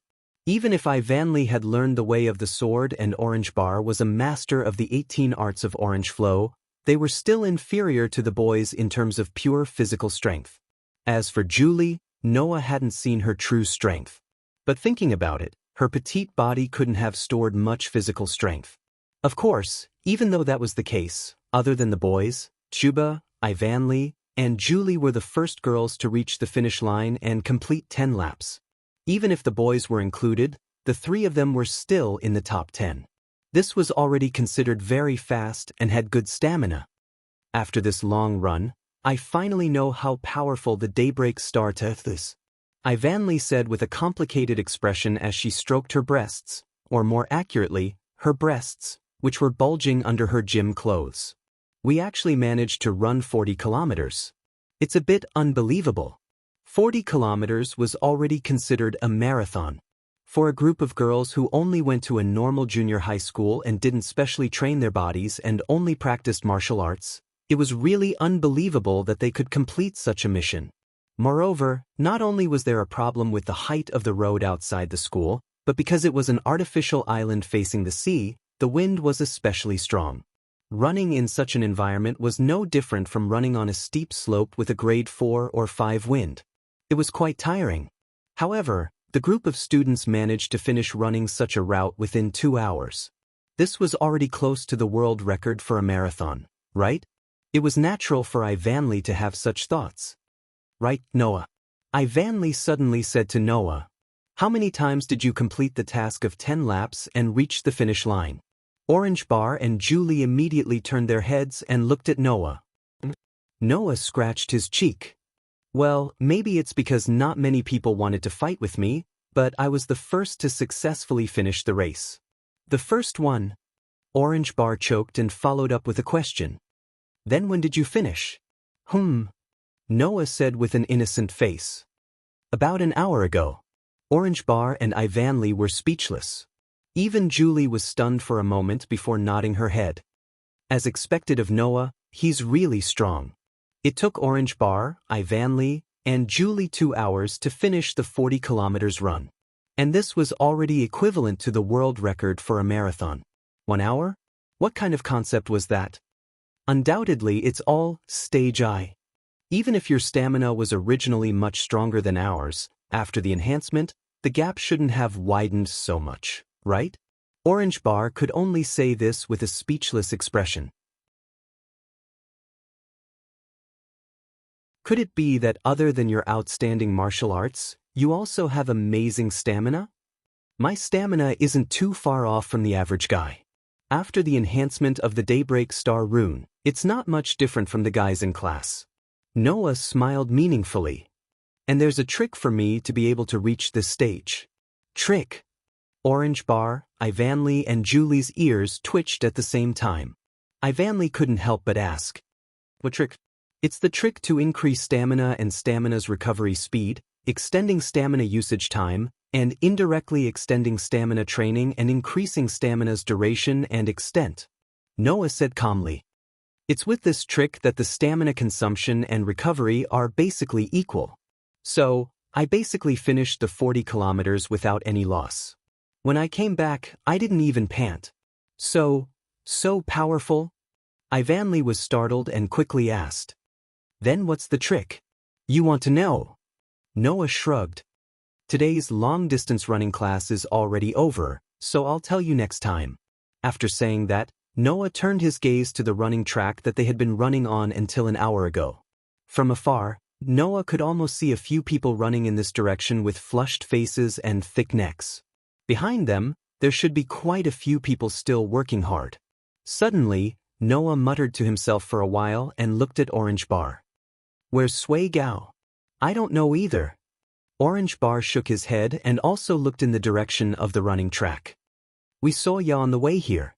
We wanted to run back with her, but ya complained that we were running too slowly and insisted that we run back first. That child has a more delicate personality, so to not let her be a burden to us, we ran first. Noah nodded and agreed with Orange Bar's actions. With Sui Gao's delicate personality, if Orange Bar was really with her and looked after her, it might really make her feel guilty that she was dragging them down. Therefore, Orange Bar's actions were not wrong. In the end, when Sui Gao returned, the sky had already started to darken.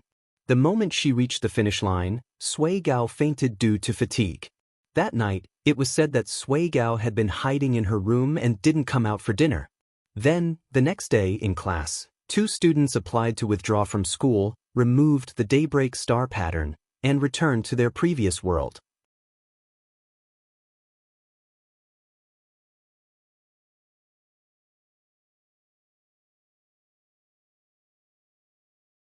Chapter 203. In the cold forest, in an open space, Noah stood in the middle, as if he had entered a meditative state, letting the cold wind blow on his body without moving. On the side, Ivan and Julie were also present. As if they were afraid of disturbing Noah, they subconsciously held their breath and quietly stayed there. Hoo-eh! The wind mixed with the falling leaves, drifting through the open space that was not large.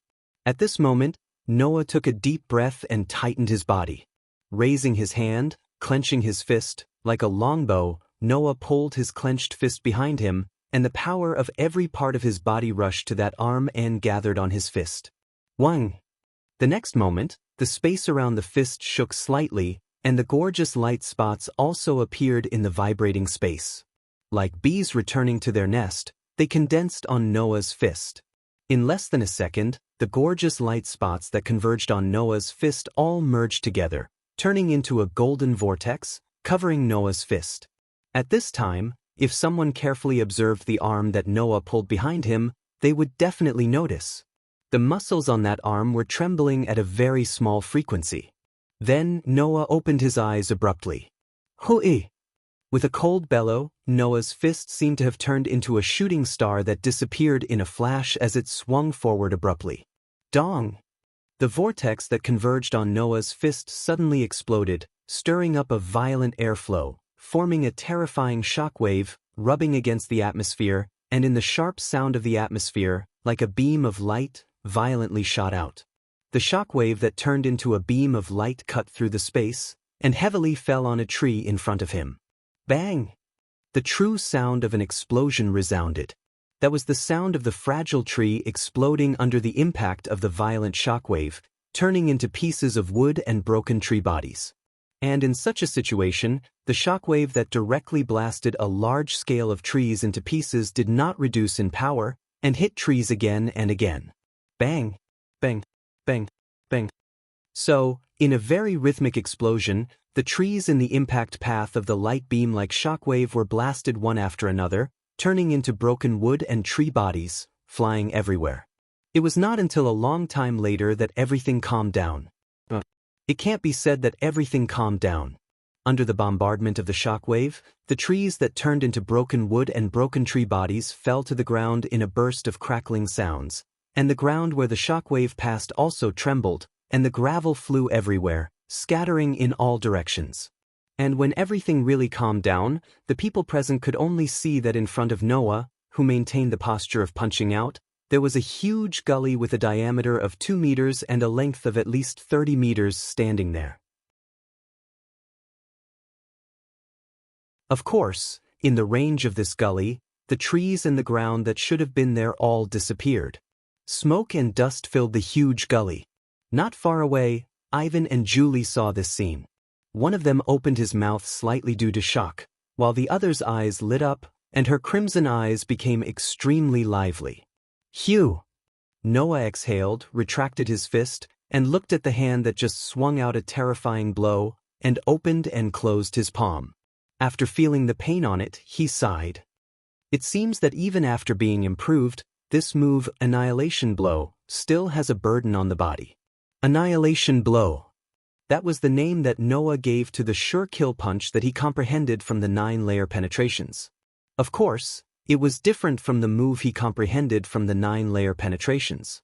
In order to minimize the burden on the body, or even completely eliminate it, Noah slightly improved the sure kill punch that he comprehended from the 9-layer penetrations. Then, the result of the improvement was the move that Noah named Annihilation Blow. However, although it was said to be an improvement, Noah only added a few things to the move that he comprehended from the 9-layer penetrations. In the process of punching out, he controlled the muscles of the arm that punched out, and made the muscles of the arm vibrate. Noah added this step to make this move called Annihilation Blow take shape. The reason why the sure kill punch of the 9-layer penetrations had such a large burden on the body was mainly because the power of this move was too great, and the reaction force of the punch would also act on the user's body, making the user's body bear the burden. And if Noah added this step, in the process of punching out, the huge reaction force would be removed little by little along with the vibration of the arm muscles. In the end, the reaction force acting on the user's body would be reduced by a lot. In this way, when the user punched out, he would be able to use his full strength without restraint, and a part of the reaction force that was removed would also rebound, increasing the power of the Annihilation Blow. Therefore, Noah's Annihilation Blow not only could be used more than the unimproved version of the 9-layer penetrations, but its power was also much greater. According to the 9-layer penetrations, his move could only be used twice, and after 3 times, his body would be completely immobilized. Noah's Annihilation Blow could be used at least 4 times, and after 5 times would be the limit. If he wanted to completely immobilize his body, he would have to use it 7 times. At least, when Noah's body was still at rank I of an ordinary surpasser, it was like this. Seeing Noah retract his fist, Ivan and Julie hurriedly approached him. "This is the move you said a few days ago that you stole from others?" Ivan looked at the huge gully and couldn't help but be speechless. If hit, even a surpasser would be near death, or even instant death, right? Julie pulled Noah's clothes, raised her head, and stared at Noah without blinking. "This move, can you teach me?" Julie also wants to learn? Noah paused and then apologetically patted Julie's head. "Sorry, although Annihilation Blow was improved by me, it still puts a lot of burden on the body. It's not a good choice to let a girl with a weaker body learn it. Also, Julie is quite petite. I'm afraid that even if you learn it, not only will you not be able to use it successfully, but you will also hurt yourself." Julie's bright eyes suddenly dimmed a bit, and she said with a bit of dejection, "That's a pity. I'm really glad that I didn't become Noah's opponent in the qualification ceremony." Ivan stuck out his tongue. "Okay, it's almost time for class, let's go back."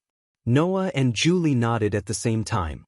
As soon as they entered the classroom, Noah, Ivan, and Julie felt that today's atmosphere was a bit heavier than usual. Noah, Ivan, and Julie understood why the atmosphere became like this, and the three of them were silent. Since the start of school, almost 3 days had passed. In these 3 days, basically every day, there would be a group of students who couldn't bear the heavy training and applied to leave the school.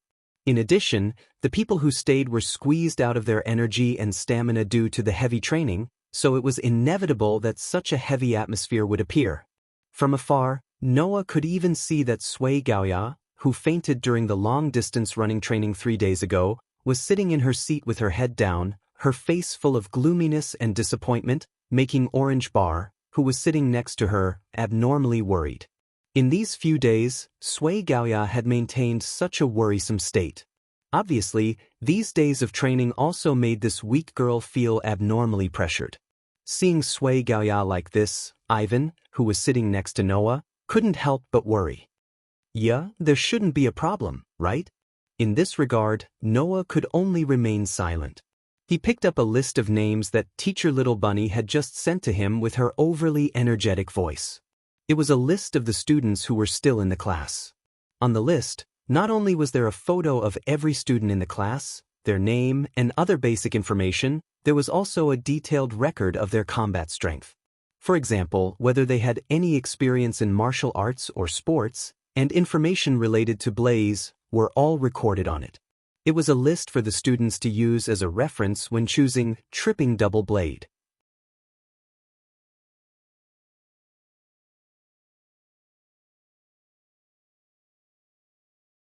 Chapter 204. Ivanli, who was also looking at the list, put his head in front of Noah's list and looked at the list with Noah, as if he could see who Noah wanted to choose as the tripping double blade. Right? Who are you planning to form the official tripping double blade with? For Ivanli's question, Noah shrugged and didn't answer. In fact, Noah didn't want to form the official tripping double blade at all. He didn't even think about choosing a tripping double blade before the weekend. The reason was very simple, because he didn't know many people. He didn't know if it was because of Noah's extraordinary strength that his classmates had a sense of distance or rejection towards Noah. In the 3 days he stayed in the school, almost no boys talked to Noah. The reason why he used the word almost was because 3 days ago during the long-distance running training, Noah, Kyuju Turyu, and Kawai Hokusaki had a few words during the battle. After the battle, they would only talk for a short while if there was a chance.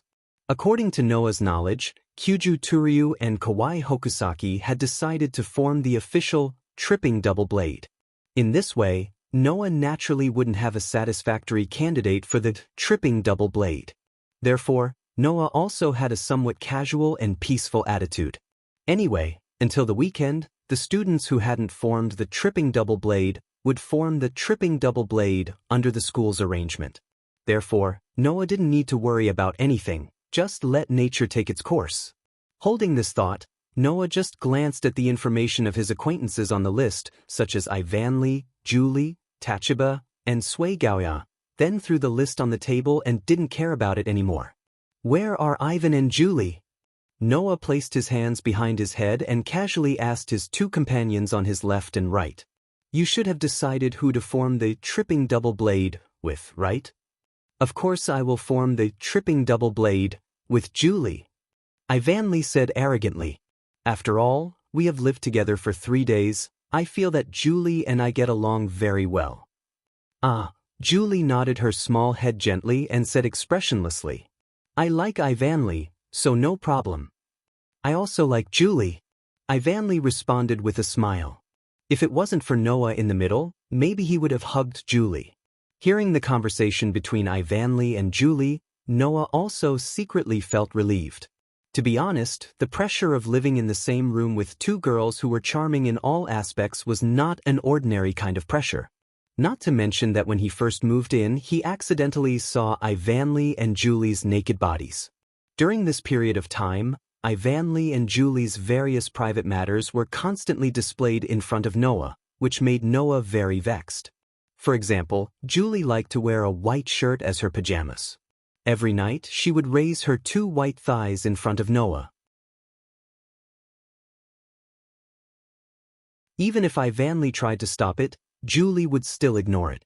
For Julie, in terms of the matters between men and women, although it wasn't that she didn't know, but basically, as long as he didn't touch or see her naked body, she wouldn't put up any defenses.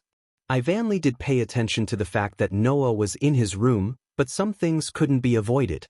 For example, when taking out a change of clothes or drying clothes, it was inevitable that Ivanly's secret clothes would be unintentionally seen by Noah. As a result, Ivanly couldn't hide the style and color of his underwear from Noah, which almost made Ivanly cry. In this kind of life, as a man, he could only endure bitterly, or he could only transform into a wolf.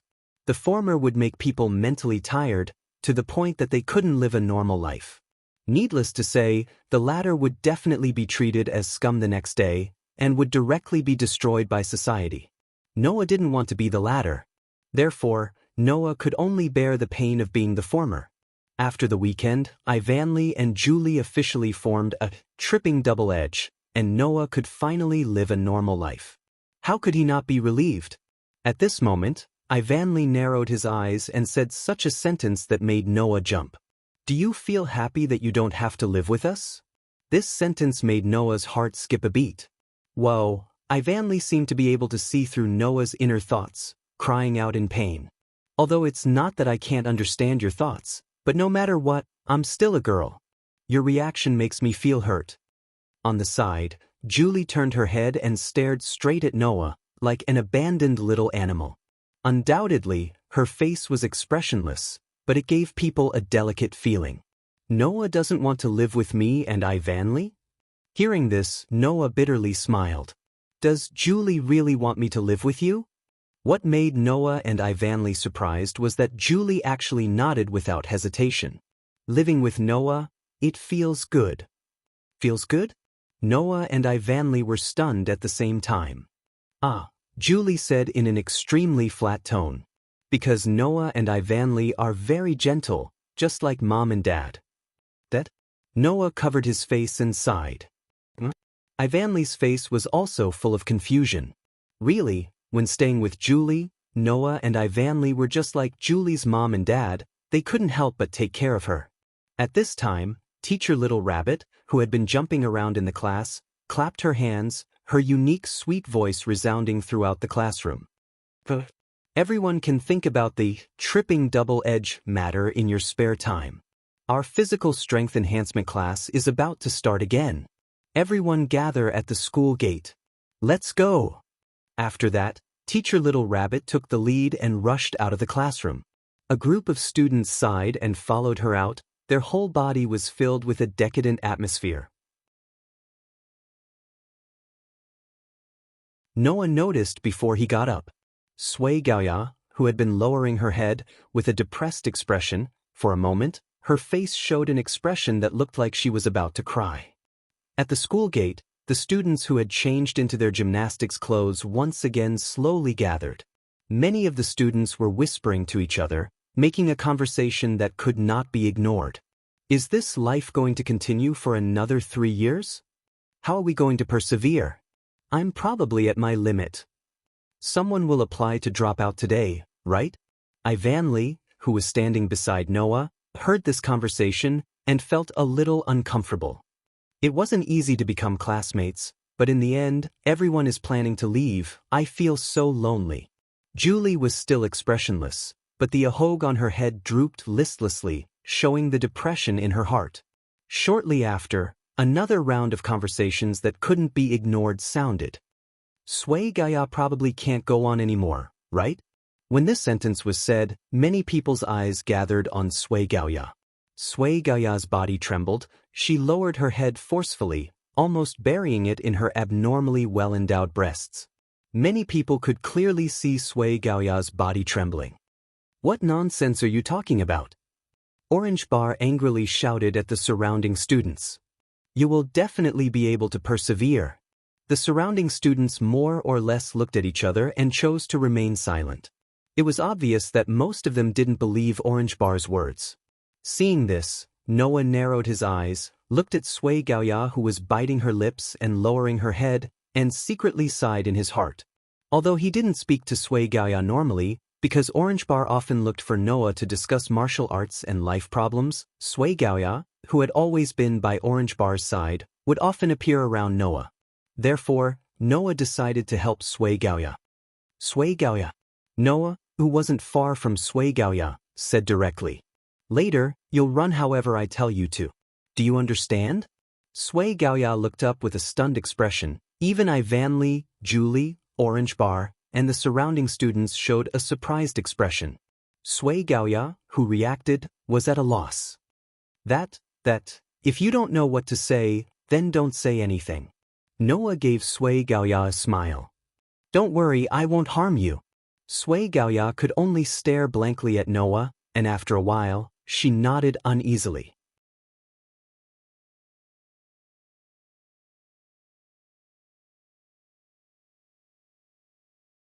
Chapter 205. Bang! As the sound of the colored firecrackers rang out, Teacher Little Rabbit was like a running rabbit. As she jumped, she took the finished firecrackers and dodged to the side. Some of the surrounding students chose to dash out and run at the front. Some chose to stay in place and stare in one direction. There, with Noah as the center, Ivan Lee, Julie, Orange Bar, and Sui Gaoya were gathered around him. It was a scene that made the boys envious. What are you guys doing? Noah was speechless. I told Sui Gaoya to run with me. What are you guys doing here? Yeah, is my tripping double blade. Orange Bar immediately responded. Although I don't know what you want to do to ya, I have to watch you. Are you treating me like an idiot who wants to attack a girl? Noah's mouth twitched. He then looked at Ivan Lee and Julie. Then what about you two? I'm also curious about what you want to do to ya. Ivan Lee answered crisply. So, it's fine if I follow, right? Yeah. Julie nodded. She shook the bell on her hairband and made a ding-ling sound. She looked unusually cute. Sui Gaoya nervously placed her hands in front of her body, but because her arms were too slender and the pair of bulges in front of her chest were too large, her arms were directly buried in a certain cleavage, causing the eyes of the surrounding male students to almost pop out of their sockets. Noah, classmate, what do you want to do to me? You also think I will do something to you? Noah sighed faintly. I'm not a dog. I won't bite you. Sui Gaoya's face was still a little uneasy. She said something that almost made Noah fall. You really won't bite me? I promise. I definitely won't bite you. Feeling all the strength in his body disappearing, Noah decided to end this quickly. Sui Gaoya, you will run with me. Then, follow my instructions and breathe. Breathing? Unsurprisingly, everyone present was startled by this. However, Noah did not even bother to explain himself. Instead, he directly spoke. All right, let's go. After saying that, Noah took the lead and started running. Ivan Lee, Julie, Orange Bar, and Sui Gaoya all reacted and quickly ran after him. Noah deliberately slowed down his pace and ran beside Sui Gaoya. He deliberately didn't look at Sui Gaoya's bouncing breasts because of the vigorous running. Sui Gao, take a deep breath and hold it in. Oh. Sui Gaoya replied in a fluster. Just like that, Noah whispered to Sui Gaoya as he ran forward. He asked Sui Gaoya to follow his instructions. While running, Sui Gaoya began to breathe awkwardly. Around them, Ivan Lee, Julie, and Orange Bar were like bodyguards, running beside Noah and Sui Gaoya. They listened to Noah's incomprehensible words as they ran forward. Not long after, the group of 5 disappeared from the running track in front of the school gate. No one noticed that the sweet and cute expression on the face of Teacher Bunny, who was wearing a maid outfit and a pair of bunny ears, slowly disappeared and was replaced by a sinister smile with some profound meaning. 2 hours later, Ivan Lee, Julie, and Orange Bar stood side by side at the school gate, their chests rising and falling as they panted heavily. However, their gazes were fixed in front of them, their eyes filled with disbelief. Within the range of the 3 girls' vision, Sui Gaoya was also panting, but her breathing was much less than Ivan Lee, Julie, and Orange Bar's. Compared to the previous time when she fainted immediately after running, she stood there steadily this time. Moreover, it was obvious that she still had a lot of energy left. This caused Sui Gaoya's eyes to fluctuate violently. She looked at her hands with a face of disbelief. But this was also the question in Ivanli, Julie, and Orange Bar's minds. Undoubtedly, Sui Gaoya was not good at sports. She had run until the sky turned dark during the previous training and even fainted. However, this time, her condition was much better than Ivanli, Julie, and Orange Bar's. She was even in the first batch to reach the finish line and complete the mission. Ivanli, Julie, and Orange Bar were not the only ones who were in disbelief. Even Sui Gaoya herself could not believe that she had done this. She stared at her hands in a daze, unable to recover for a long time. Thank you for your hard work. Noah appeared in front of the 4 girls at the scene, looking exactly the same as when he set off. He didn't look like he had just finished a 40-kilometer run at all. He opened the bottles of drinks and handed them to the 4 girls. Drink this first. Thank you. The 4 girls subconsciously thanked him with stunned expressions. They only came to their senses after receiving the drinks. What the hell is going on? Ivanli was the first to cry out. He approached Noah and stared at Noah closely. Noah, you did this, didn't you? What do you mean by I did this? Noah said in dissatisfaction. You're saying it like I did something bad. I was helping Sui Gaoya. That's true. Although he said that, Ivan still had a look of disbelief on his face. Noah. Sui Gaoya clenched her hands tightly in front of her. Although she was fidgeting with her hands nervously, her eyes did not avoid Noah. The gloominess and haze on her face had long disappeared. It was replaced by an anxious expression as if she had regained hope. But why did that's the credit of the breathing technique that I just taught you. Seeing Sui Gaoya's anxious expression as if she had regained hope, Noah smiled and turned to look at Ivanli, Julie, and Orange Bar. Do you still remember the trick I told you about last time? This breathing technique is the trick.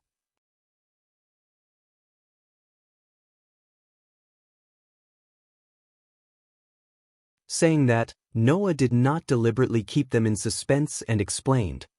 In people's lives, there are actually many examples of using breathing to achieve a certain effect. For example, deep breathing can relieve tension and panic.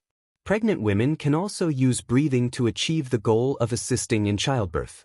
These have some psychological effects, but there is also a practical effect of breathing. In this world, there are some countries where martial arts require the use of breathing.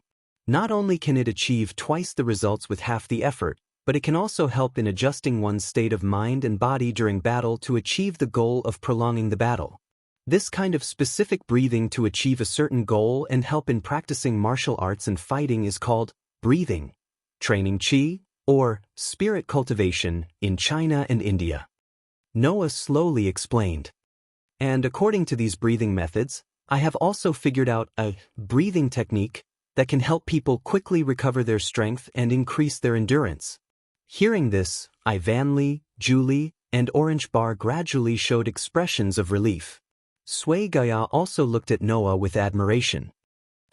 So, it's because I learned Noah classmates' breathing technique that I can keep up with everyone? You're still far from learning it.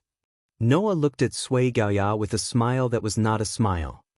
If your breathing was completely in accordance with the breathing technique, with that kind of speed, the recovery and consumption of physical strength should be just right. The result would be that even if you reach the finish line, you should be in a complete state. But you were panting, which proves that your breathing is not completely in accordance with the breathing technique. That. Sui Gaoya immediately bowed in panic. I'm really sorry. Why are you suddenly apologizing? Noah laughed in spite of himself and scratched his cheek. Remember the breathing technique I just taught you. In the future, no matter what kind of training you participate in, remember to use it. This way, you can keep up with everyone. Sui Gaoya vigorously nodded her small head. Her face and eyes were filled with extreme joy and moved, almost shedding tears. Relying on this breathing technique, Sui Gaoya could endure all the training and continue to stay in the school. This made Ivanli and Orange Bar somewhat happy as they surrounded Sui Gaoya. Julie's expression also showed a rare sign of relaxation. As for Sui Gaoya herself, she kept looking at the calm and smiling Noah, her eyes constantly flashing.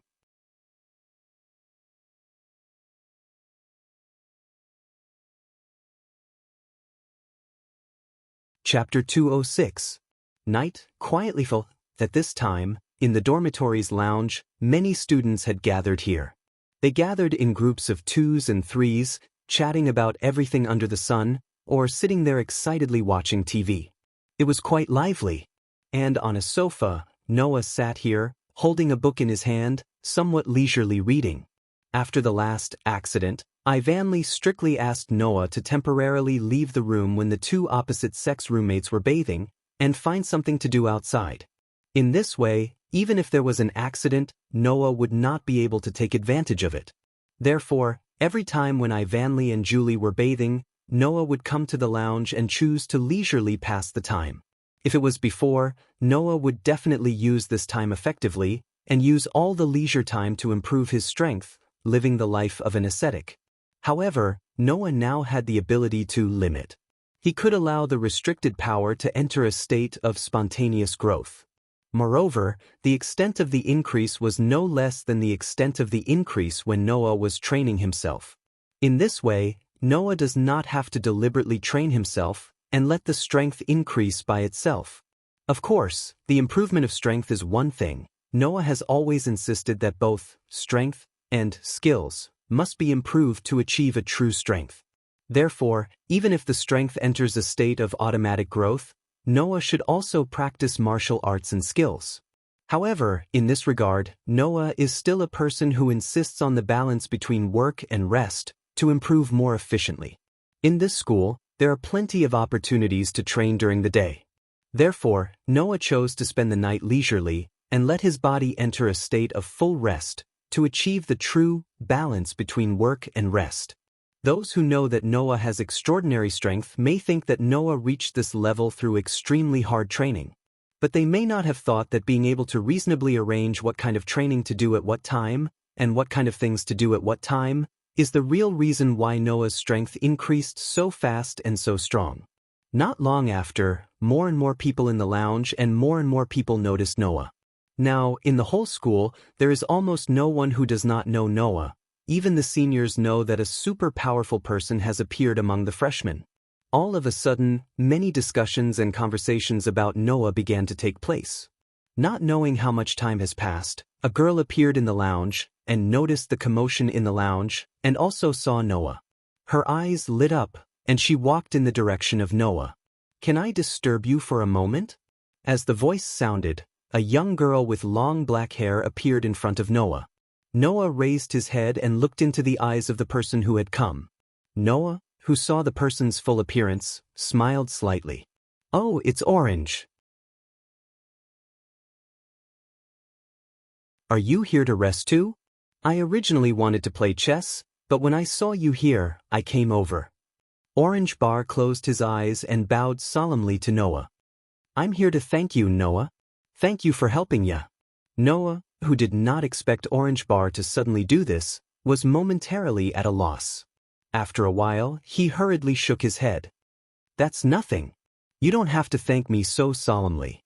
No, that's very important to both me and ya." Orange Bar said this methodically, then lowered his head. "If it weren't for your help, you wouldn't have smiled again." At this point, Orange Bar seemed to be a little guilty. For the past few days, Ya has been very listless because she can't keep up with everyone in training. Although I'm very worried, I'm not a meticulous girl. I want to comfort Ya and help her, but I don't know what to do. Undoubtedly, Ya is my roommate and also my tripping double-edged sword, but I can't help her with anything. Speaking of which, I'm really ashamed." After saying this, Orange Bar pulled himself together slightly. "If this continues, you might not be able to hold on.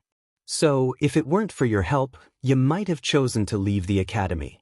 Please allow me to express my gratitude to you." With that, Orange Bar bowed again. Noah, who had no time to stop her, felt a little helpless. "I understand what you mean, but to me, such a small matter is really not worth such a big bow.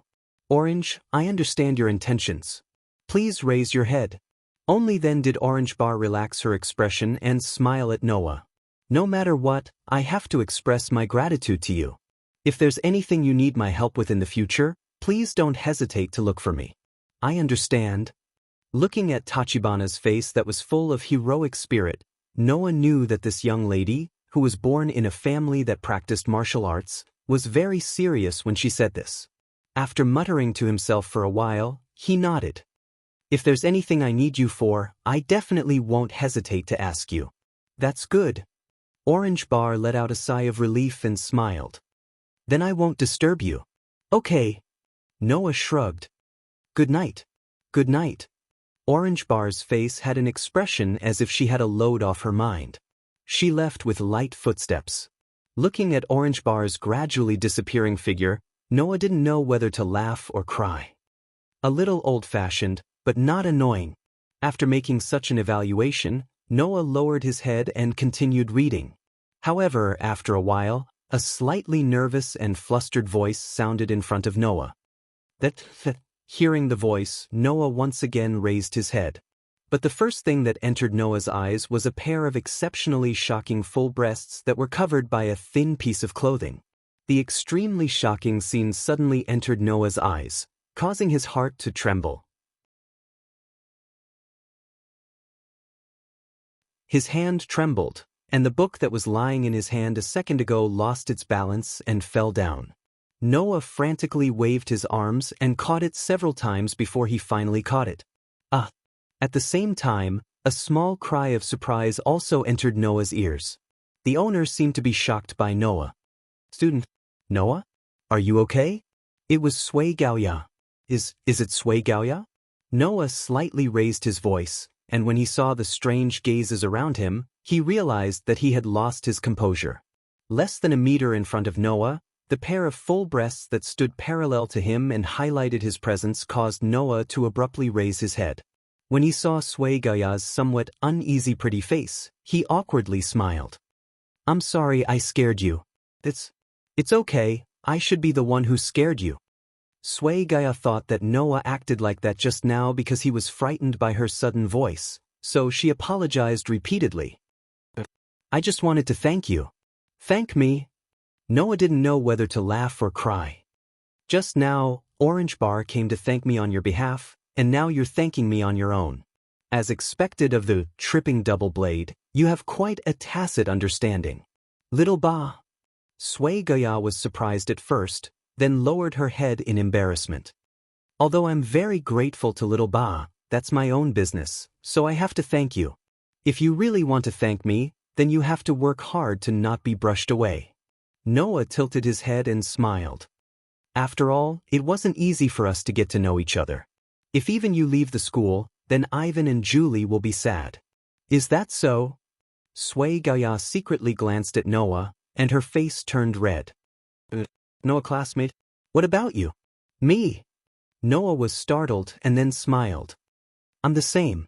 Looking at the smile on Noah's face, Sui Gaoya's face turned even redder, making her a little restless. After a while, she hurriedly said, In short, thank you very much. I'll go back first. Leaving the sentence, Sui Gaoya left as if she was escaping. Noah speechlessly looked at Sui Gaoya's back as she hurriedly ran away. He didn't know what to say. She came so suddenly, and she left so suddenly. This girl, is she deliberately scaring me?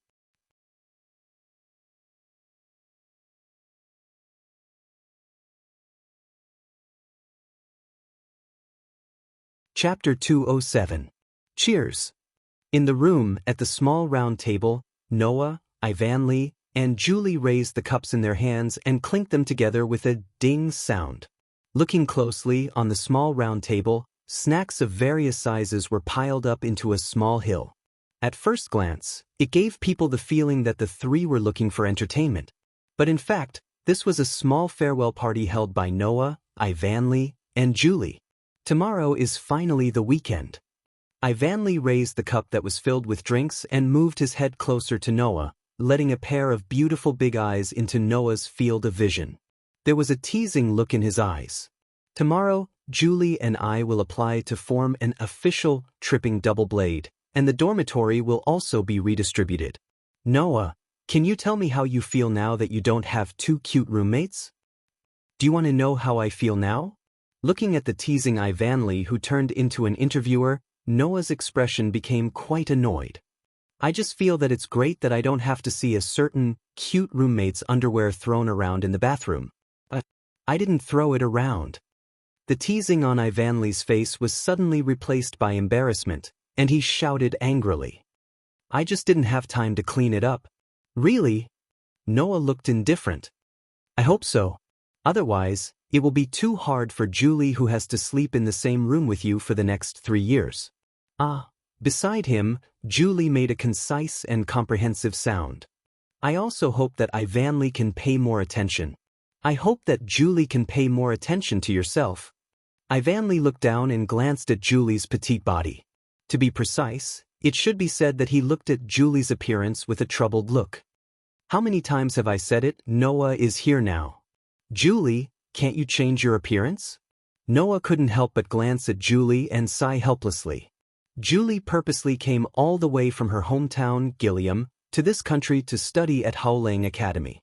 Noah also heard that Gilliam's place was usually very cold, and snow was a common occurrence.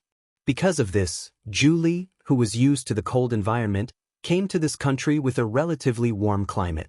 A lot of the weather that was considered a bit cool for others would make Julie feel very hot. Therefore, after Julie came to this school, every time she returned to the dormitory, she would take off all her clothes, wearing only a shirt, and wander around the room. And this was one of the reasons why Noah's unusually sad male annoyance. As for Julie herself, she always felt that her behavior was natural. Therefore, she didn't know how many times Ivanli's words, as usual, she tilted her head with a clear ding, ding ding ding ding ding, ding. Can't? Julie was originally an extremely cute girl, as beautiful as a doll. Undoubtedly, Julie's expression was expressionless, but her body exuded a delicate and pitiful aura, unsurprisingly, made Ivanli sink. Oh! Ivanli's pretty face blushed, and she turned her head away. Anyway, it's the last night, forget it. Yeah. The ahog on Julie's head shook like a small animal's tail, showing its owner's happy mood. Noah, who had been watching from the side, could only speechlessly pick up the glass of drink, put it to his mouth, and drank. However, in the next moment, Julie's words made Noah spit out the drink in his mouth. Can't I stay with Noah tomorrow? Julie, who usually had no expression on her face, suddenly showed an obvious regretful expression, and then said such a sentence. Then, tonight, can I sleep with Noah? PFFF. Noah, who was drinking his drink, felt like his chest was heavily punched, and the drink that just slid down his throat suddenly sprayed out, and sprayed toward Ivanli opposite him. Originally, with Ivanli's skill, it was very easy for him to dodge the incoming fountain of human bodies. It was a pity that Ivanli, who did not drink the drink, did not spit it out like Noah did. Instead, he stood rooted to the ground, his entire face drenched by the drink. The air in the room froze for a moment, and then suddenly exploded. Yes. I'm sorry. Ivanli. It was rare for Noah to be so flustered. He picked up Ivanli's handkerchief from the table and wiped Ivanli's face. He didn't know if it was Ivanli's or Julie's handkerchief. Ivanli, on the other hand, stood there dumbfounded, as if he was completely confused, and his face was messy as he smiled at Julie. Julie-chan, can you please repeat what you just said? Julie tilted her head in confusion. I want to sleep with Noah tonight, is there a problem? If it was a normal situation, Ivanli would definitely say, big problem again, to the extent that the whole dormitory could hear it. However, Ivanli, who already had a preliminary understanding of Julie, knew that his common sense couldn't be used on Julie, even if it was useful. At that moment, Ivanli could only take a deep breath, force himself to calm down, and said earnestly, Julie-chan, about sleeping with Noah, don't you have any thoughts? Noah also wanted to say something to Julie, but based on past experience, if he spoke up, it might make things more difficult to deal with, so he simply didn't say anything and let Ivanli handle it. Under the silent gaze of Noah and Ivanli, Julie lowered her eyes slightly. When I'm at home, I always sleep with my mother. So, although it's embarrassing to say it, in fact, if I sleep alone, I will feel very lonely. Is that so? Ivanli quickly said. But Jolie-chan, don't you still have me to sleep with you? Ah, the clear color in Julie's pair of deep red eyes swayed. Sleeping with Ivanli reminds me of my mother, and sleeping with Noah reminds me of my father. With that said, Julie's beautiful eyes revealed a kind of nostalgia that made Noah and Ivanli speechless. When talking about her mother, Julie's eyes only had the kind of warmth that only a close family member would have. Whenever she talked about her father, Julie would often express an unusual feeling of reminiscence. Noah, who had been a little concerned about this, hesitated for a moment, and finally chose to ask. What about your father? Julie lowered her head. He passed away a few years ago. This time, Ivanli, who wanted to stop Julie, completely chose to remain silent. And Noah, who already had some guesses and was mentally prepared, pondered for a moment, raised his hand, and touched Julie's head. It seemed that Julie found a little bit of her father's shadow in Noah, so she subconsciously had feelings of nostalgia for Noah. This made Noah slightly change his mind. Noah touched Julie's head while scratching his cheek. If Julie doesn't mind, then tonight, let me sleep with you. Julie paused for a moment, and then, her usually expressionless face revealed a very shallow smile. Ivanli, who finally reacted, was stunned for a moment, and after a while, he let out a cry of surprise. Hey, hey, hey, hey, hey. The soft silvery moonlight shone into the dark room, providing a faint light to the room that had already been turned off. At this moment, 3 people were squeezed together in the lower bunk of the 2-bunk bed. Hugh. Julie tightly clutched Noah's clothes, snuggled in Noah's arms, and fell asleep. Noah could only try his best not to notice the soft and delicate body in his arms, and the fragrance coming from her body, with a bitter face. And in the innermost part of the bed, Ivanli, who was sleeping on the other side of Julie, stared at Noah, as if he was guarding against theft, making Noah feel uncomfortable all over. Why do you have to squeeze in here? Noah's exasperated voice only caused Ivanli to put on a fake smile. Do you think I'll just watch the 2 of you sleep together and do nothing? Noah looked up at the bedboard, unable to speak for a long time. You're tuning in to the Dreamy Chapters YouTube channel. We're so grateful for your support, and don't forget to subscribe to join us on this incredible journey through captivating stories. Your generosity through donations truly makes a world of difference, as it's the primary source of revenue that allows me to expand and enhance this channel for you. Thank you from the bottom of my heart for being a part of this adventure.